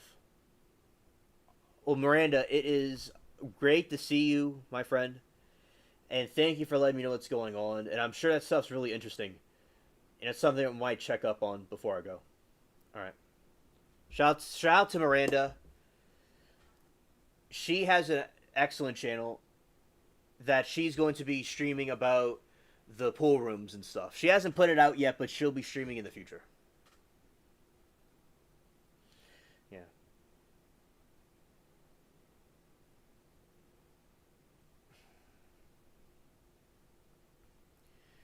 Gam says, "Alrighty, alien spaceship. I'm off 4 minutes till fire up. Have a great stream, brother, and even better night. You too, Gam. You have a great stream, and I hope it goes great. And salute to you, my friend. All right, thank you."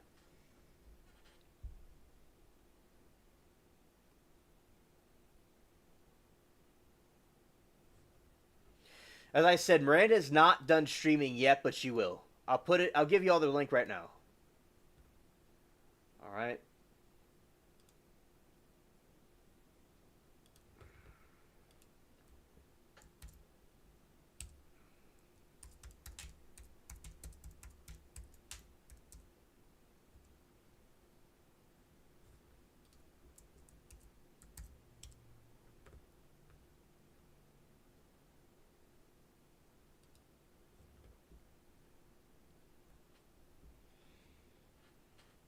You're welcome, Steve.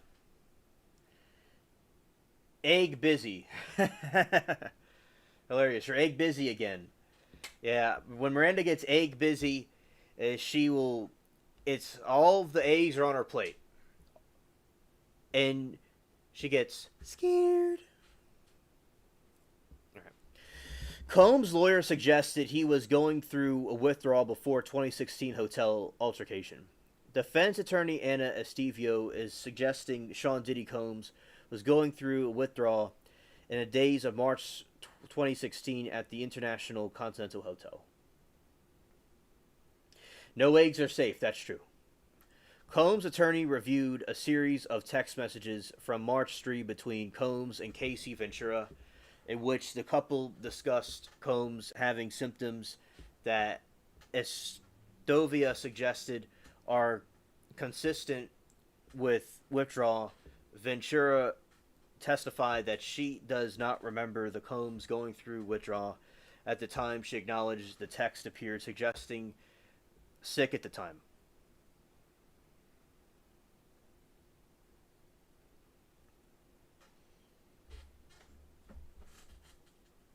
Amen, Danny. It's good to support your Christian sister.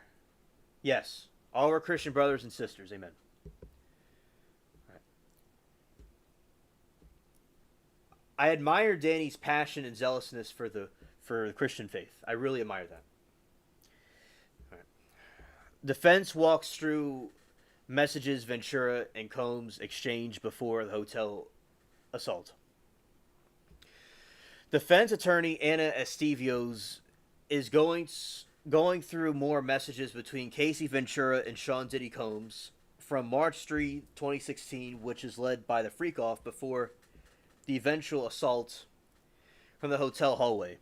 Some of the messages were shown to the jury by prosecutors during Ventura's direct examination. You're welcome, Danny. After going back and forth about potential plans with her friends, Ventura messaged, "We can have fun. I don't want you thinking. I don't want to." She could told Combs to set up. The defense attorney suggested Ventura proposed, encouraged a freak off. Ventura pushed back, testified that messages from Combs repeatedly asked about her plans for the night was his way of posing a freak off. She said, when you're with someone for a long time, you know what they mean when they text certain things. And some of the messages, Combs indicated they should do freak off sooner rather than later, since Ventura had events for a movie premiere coming up. Jury dismissed for the day. And then prosecutor expects questions from Ventura for another hour after defense finishes cross-examination. Prosecutors Emily Johnson said she expects about an hour of redirects examination whenever defense team finishes the cross-examination for Casey Ventura. Declaring a freak off is serious, Diddy needs to respect his own rules. Exactly. Anna says, "I'm here, alien." Anna, I'm glad you're here for me.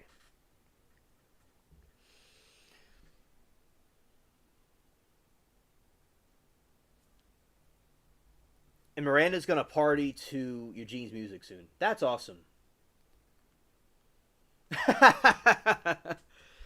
Steve said declaring a freak off is more serious than declaring a thumb war. Oh, Miranda, thank you for subbing to your fellow aliens. Thank you. You know, just like what Smoke and Scan did. Shout out to Smoke and Scan. You know, he will stream other streams, and he always gives a shout out to his other streaming friends and make a network of streamers. So I learned that from him, and that's why I want to do the same thing, and even better, helping my friends become streamers as well. So yeah, we all help each other out. Like YouTube wants to make all the money, all right? But here we have each other's backs. All right. Prosecutors Emily Johnson said she expects about an hour of redirect examination whenever the defense team finishes its cross-examination on Casey Ventura. Judge Aaron Silbermine told the defense that they should be able to finish cross-examination with the balance of the trial date tomorrow. Yes, Danny.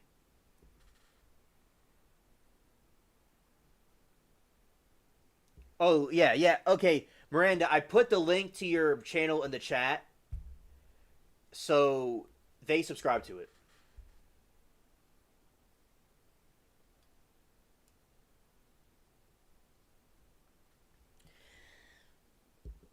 Zero says, how long have I been in the bushes and letting alien spaceship keep sound coming from my speaker? Long enough, I forgot I was here. I suddenly was hearing alien again. Zero, you are like Paul Revere, man. You telling us about the sun outburst before anyone else did. And 5 continents have outages now. It's affected so many people, like you said. Thank you, Zero, for doing that. And I feel honored that you chose us to reveal it to. All right? Like, well, we know for certain Zero means business when he says something. All right? He's not the boy that cried wolf. All right? So shout out to Zero. Awesome.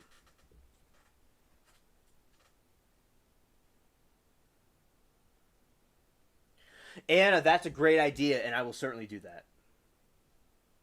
3 by Sky, 3 by Sky. Scared. Cross-examination with the balance of the trial tomorrow. Defense lawyer Mark Agnifilio said they'd do their best, but still made no promises that cross-examination could finish that time frame.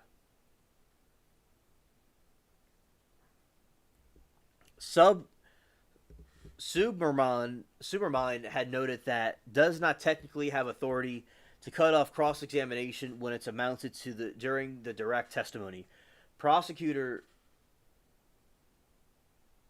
Okay, yeah, the Paul Revere reference. Yes. 3 by Sky, 3 by Sky. Okay, thank you, Zero. I like that. Thanks for the reference.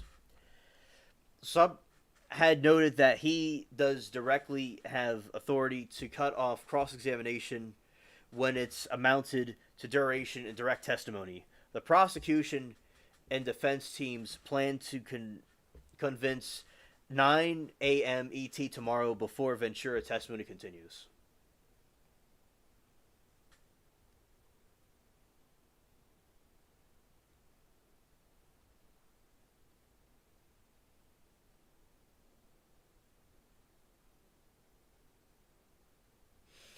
What was it like in court as Sean Combs watched Casey Ventura's cross-examination? Sean Diddy Combs did not look happy during his federal crimes trial in New York today. According to CNN correspondent who was in courtroom, Casey Ventura, his ex-girlfriend, was answering questions from lawyers on cross-examination about their relationship and freak-offs he organized. The jury also saw a slew of text messages between the two, of some of them explicit. Oh, that's great that you look at Five Cats channel. All right, this is Five Cats' channel.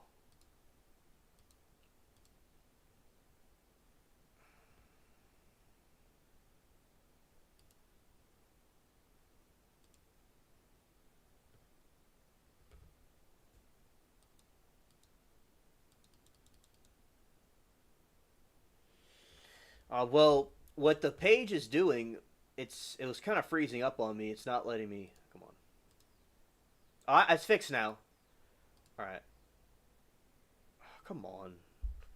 Christmas is coming. A window. All right. Let's see if it works. Well, let's do this. Let's just pop it back up. Let's pop it back up.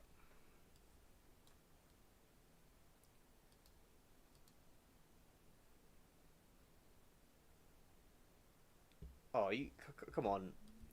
All right. So the browser is being funny. All right. Okay. You know what? All right. Now let's see if this works. Let's see if this works. Okay.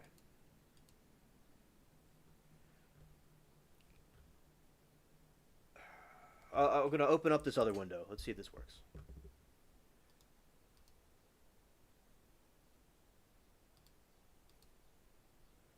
Okay. It looks like the window is all right. We had a big fire in water electronics shutdown. Not sure what caused it. I could only assume illegals are criminal locally. Now, Miranda, there is a giant solar burst today.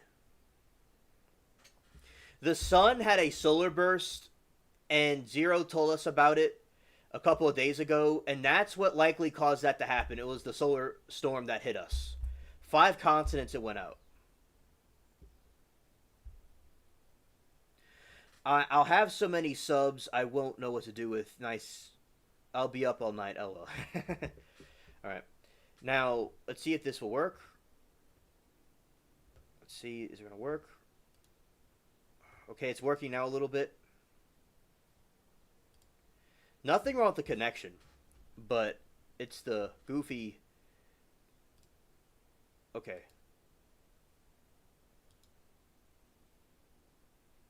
All right, come on.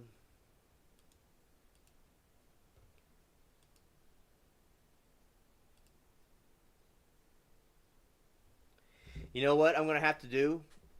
All right, there's going to be some buffering because I have to close the window down and reopen it. So there's not a connection problem. There's just I have to reset the browser. So it's going to buffer for a moment. I'll be right back.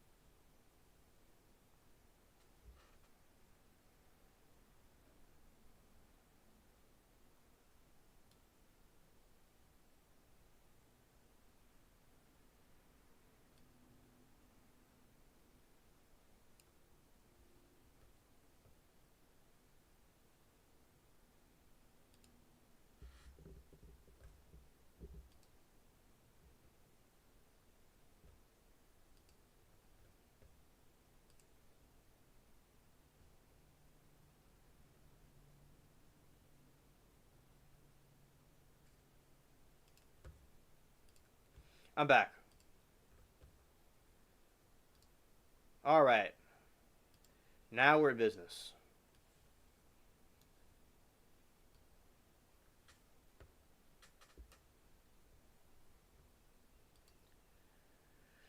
All right, so 5 cats.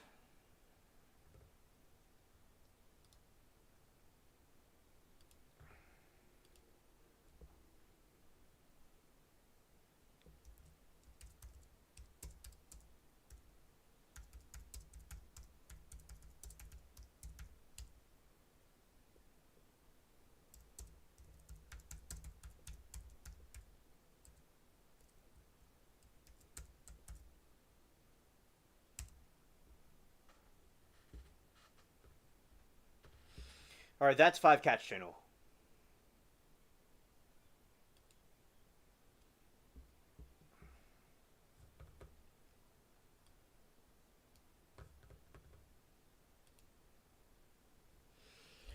All right, Casey Ventura, his ex-girlfriend, was answering questions from his lawyers on cross-examination about their relationship.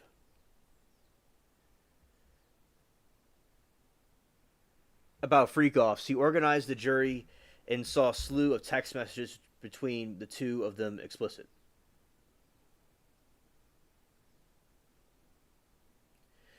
Miranda said, "I'm okay with having a few subs because I just want a little community. Never want to go big. I love being private." Miranda, that's the best way to go. You know, that's the best way to go.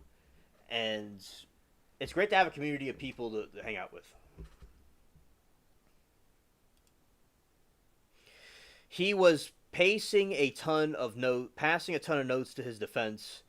He was having had a very serious look on his fixated on his defense attorney, who was cross-examining Casey today. CNN entered the correspondence Elizabeth Wagmeister said. As Ventura on the stand, Wigmeister said demeanor had changed from the last 2 days when she was facing the questions from prosecutors. Wagmeister said Ventura hours of testimony recounting graphic details have been gruesome for her, but today she was much more at ease and even laughed a few times on the stand. Combs' defense attorney laughed with her in some of those instances, Wagmeister said, adding that those were moments that kind of humanized Ventura and helped her witness. You're welcome, Five Cats.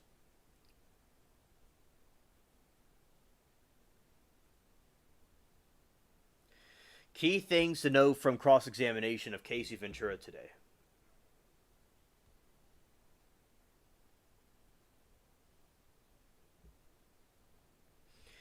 Casey Ventura faced cross-examination from Sean Diddy Combs' legal team today.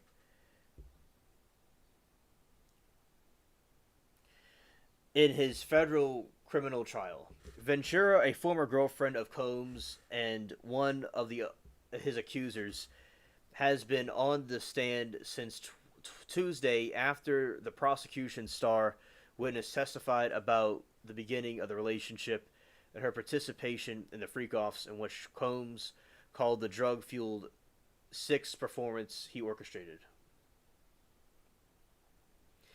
It's Casey Ventura. I know what you mean, Danny. That's funny. But yeah, it's Casey. In court, the jury saw affectionate messages between Ventura and Combs, but also texts that show Ventura's frustration and hesitance.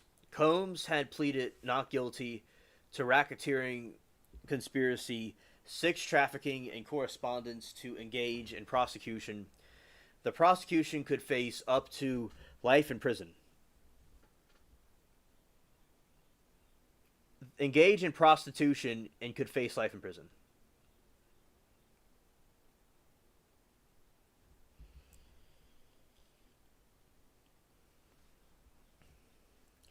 Start of the relationship with Combs, Ventura testified that she loved Combs and believed he loved her. Ventura said she fell in love with Combs' real personality. Asked about her desire to make music and the Mongol happy, if that included agreeing for freak-offs, Ventura said there's a lot more than that. Early Ventura freak-off jury saw that messages from 2016 that Ventura confirmed reflected of the open communication between the pair. She said that the team at the time, she felt comfortable expressing her needs for Combs to regarding the freak-offs and the messages. Ventura said she needed to feel safe to be more open sexually. However, the messages Ventura told Combs' recent freak-offs let her feel dirty and grimy, and noted that the early intimacy felt different when they were so in love, with quotations on the end. Defense strategy. The jury also saw messages from 2017 when Ventura Combs, I love our freak offs when we both want it. She testified that those were just words at the point, and the defense tried to use those other messages from the beginning of the relationship to characterize Ventura as consenting adults, not a victim of coercion. An attorney, legal affairs commentator, Evera Martin said. See you, Mayana, Nomad. Have a great dinner. Good night to you. It's a fact that it's not even televised, and we have to hear what other people are telling us. Did you guys know Casey was pregnant? Yes, we knew. I knew she was pregnant. We talked about that yesterday. Yeah. Or is imagine Casey how scared she is being pregnant, saying this in front of Diddy, knowing darn well he's going to try to get her ended somehow. She is so brave for what she did. She is so brave, and I'm sure she's petrified. Attorney and legal affairs commentator Arivia Martin said, other relationships Ventura described arguing with Combs about his relationship with other women, particularly women called Gina in 2014, and testified that she had some jealousy toward Kim Porter, who shared 3 children with Combs. Meanwhile, Ventura Combs was suspicious of her having relationship with the other men, including celebrities, and said she took lengths to protect the rapper from Kid Cudi from Combs.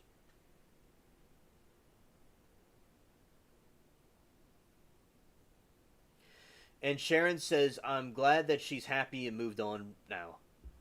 And also, Miranda, her boyfriend had to walk out the room when they were talking about some of the stuff. And amen, Miranda. Prayers for her and the Lord protects her. Amen.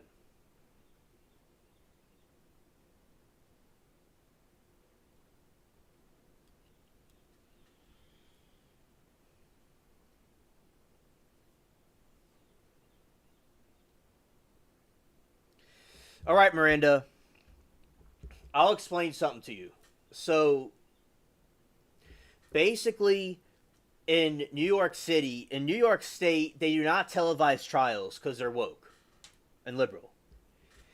Well, although California does it, it's just New York City does not. New York State does not televise trials. Also, Miranda, it's a federal trial. They do not put federal trials on camera. And Jesse Weber at Law and Crime was saying how they should televise it, and I think that this should be televised. I think that they should televise federal trials, and I think it needs to change.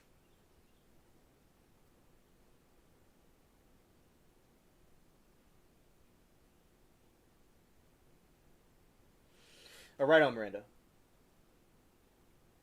Yeah, I'd be scared too.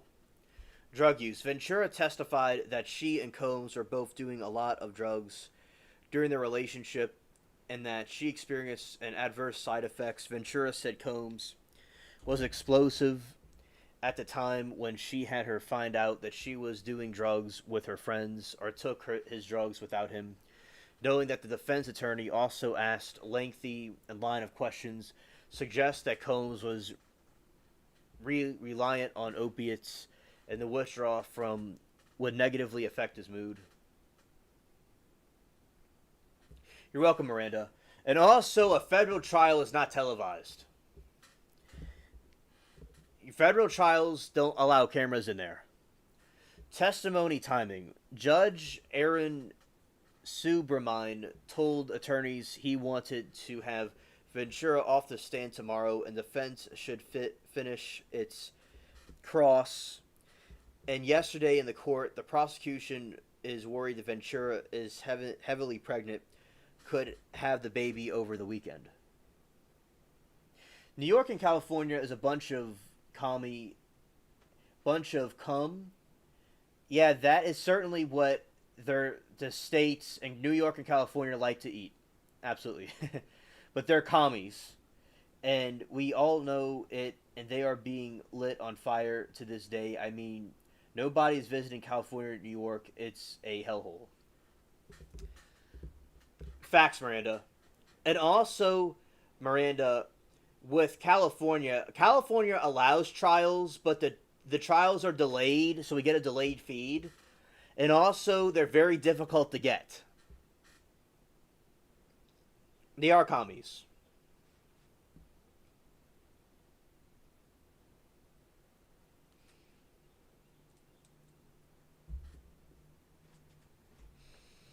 Right, so that's the update for Diddy.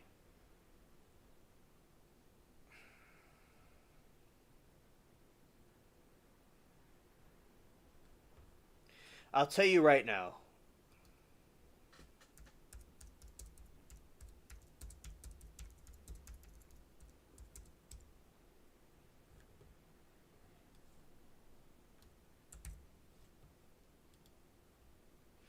Federal cases involve violations of federal law and matters of federal jurisdiction. Many state cases are more serious than federal cases, including murder. Certain offenses can be charged as either federal or state crimes. Federal and state prosecutors often work together to decide who will take the case. All right, good night, Eugene. Federal cases involve violations of federal law and matters of federal jurisdiction.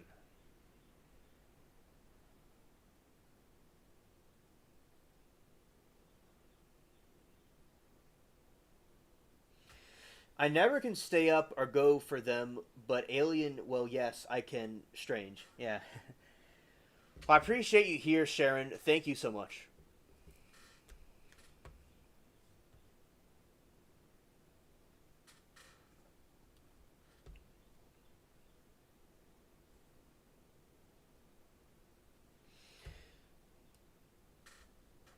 All right, Miranda.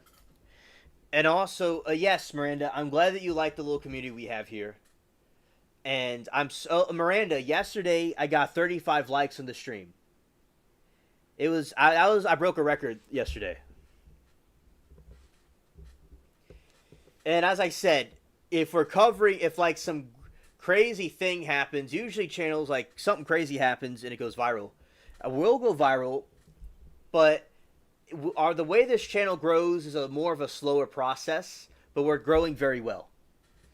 And I rather this little channel with a few people that are very cool than a bigger channel with cringe. All right, so I'm going to tell you some terms.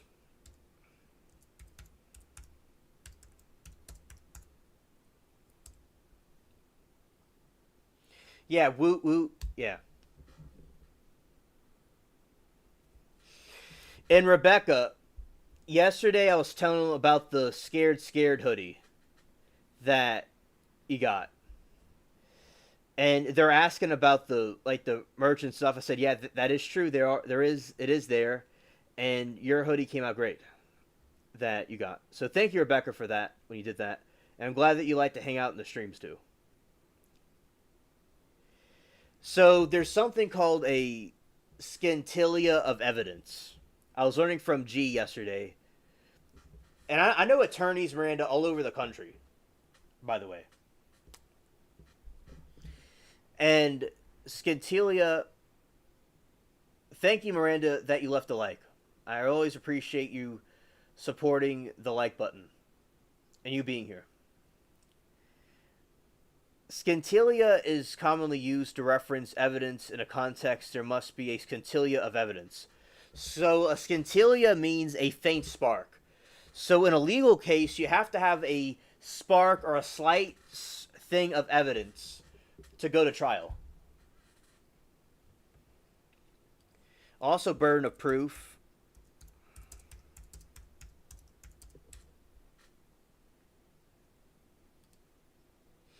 And the burden of proof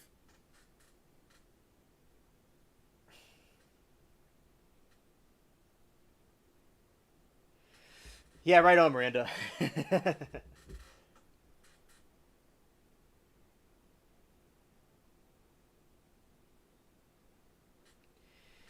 And Miranda said, hey, you could get big, but you love the smaller community. Exactly, Miranda. Exactly. And a lot of times, like if someone's covering some viral thing when there's a something global crazy going on, it's easier for them to get bigger quickly.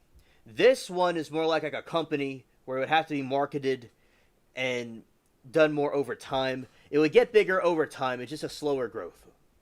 But something could happen that causes it to get bigger. But I like it the way it is. Thank you, Miranda. I'm glad that you appreciate the wonderful style, and Rebecca, I'm glad that you love the hoodie. I'm glad it's comfy.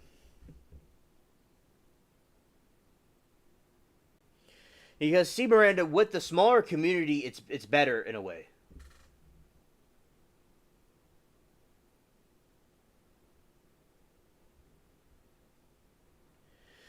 Yes, Anna, I will do that. And thank you for the idea. Thank you. The burden of proof is a legal standard that requires parties to provide evidence to demonstrate that a claim is valid.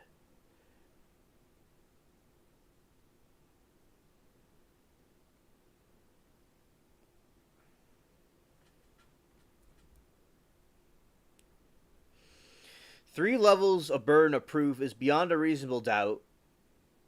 Their preponderance of evidence and clear and convincing determine the level of evidence required for a claim.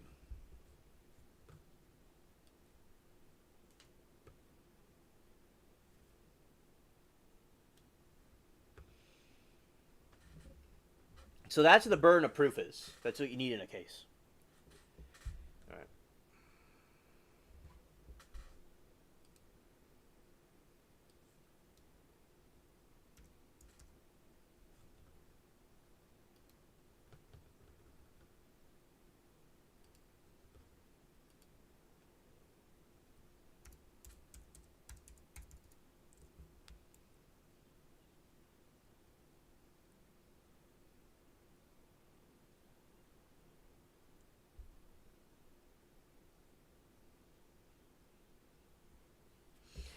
And I will say this, that I do believe, I'll talk about this on a future stream, but I do believe that there are alien bases underwater and that they exist underwater.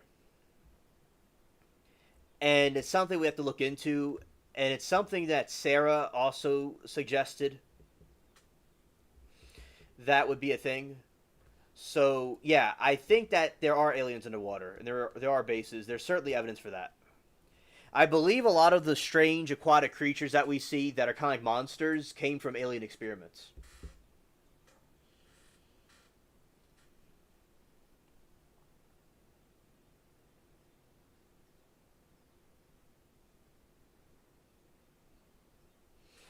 Yeah, they believe in the hollow earth theory that there's aliens in the center of the earth. And that basically, with the aliens at the center of the earth, that is another theory, and that goes with the water theory that they have bases underwater. Yeah, and we're talking about them before that they're fallen angels, most likely, or something kind of strange, kind of evil.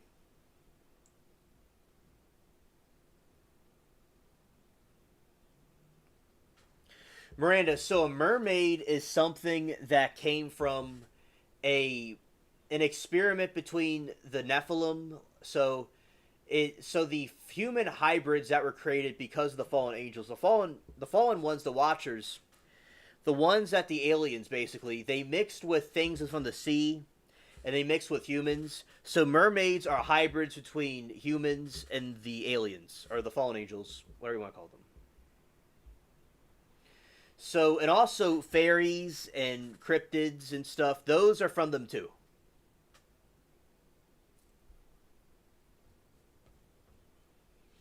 Yeah, aliens are terrifying. They're certainly cringe.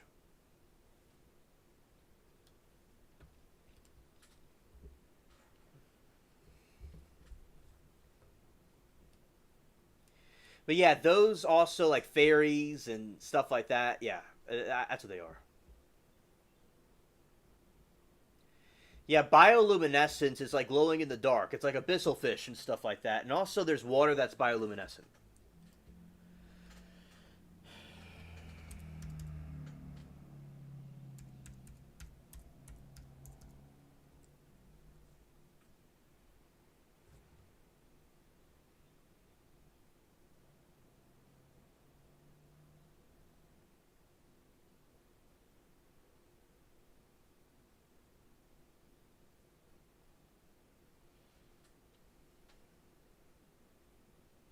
I like Ancient Aliens. I think Ancient Aliens is a good show.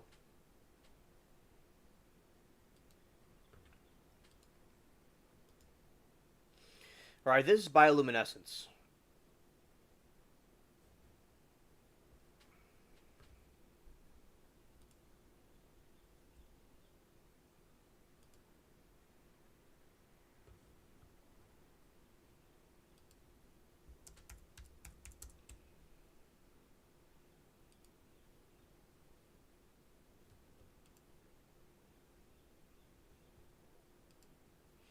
The abyssal fish. Oh, we've done streams about this before.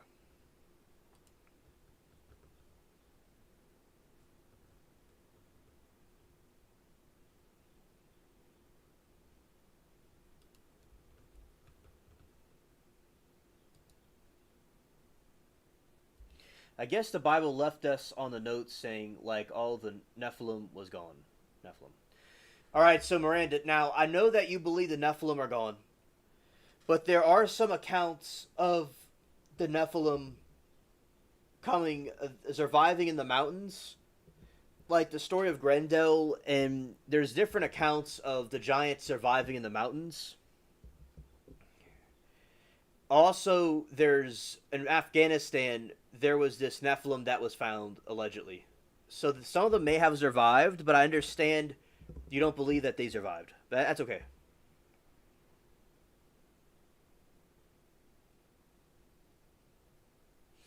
Amen. Amen, Miranda.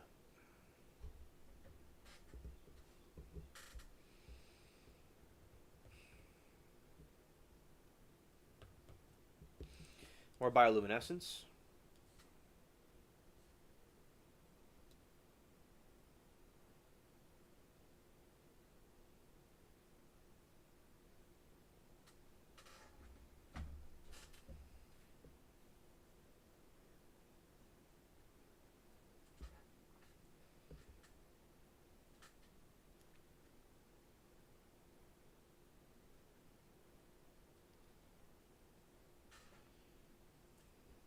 All right. So yeah, so that's bioluminescence for you. Not in all mountains, but they went into the hills. They went to the high places. Yes. All right. Now what we're gonna be doing is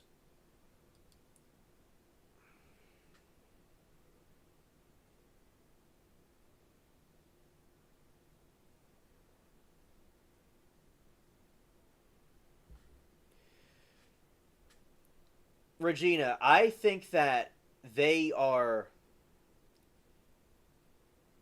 I think that pandas are real, and they just have a different biology than other mammals. But I will research and look into it because I've heard about them being fake or being alien, but I have to look into it. It's possible, Regina, that they're part of some hybrid creation from the aliens from the past. I do believe that. They probably have all creation was affected by it. So yeah, the pandas probably have traits from some sort of hybrid creation that they're from.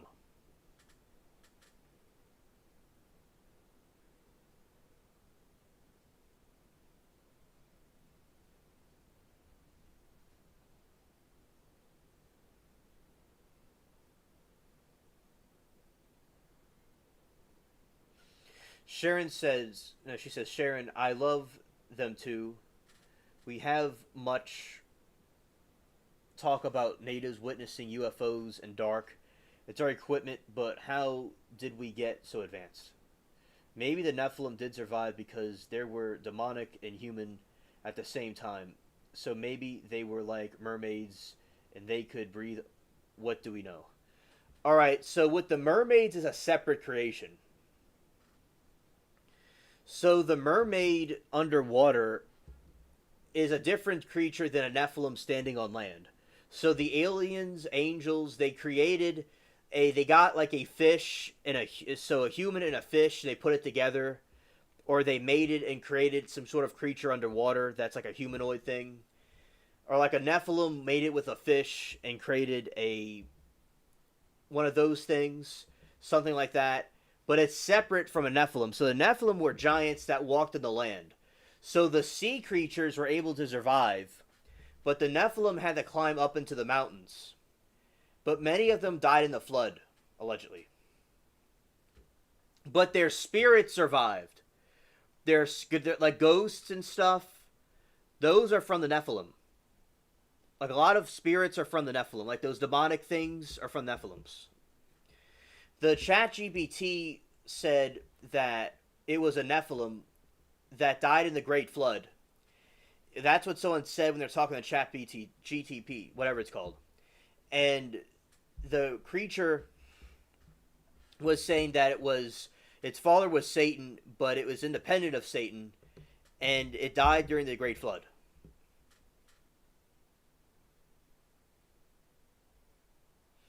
That's what had to happen because there's no other way in my brain.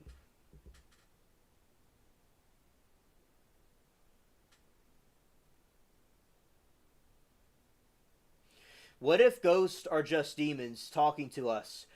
Miranda, that is a theory in Christianity, and that's why God didn't want us talking to them, because they're demons taking the form of people that passed away. Yeah. But some spirits may be from the Nephilim also.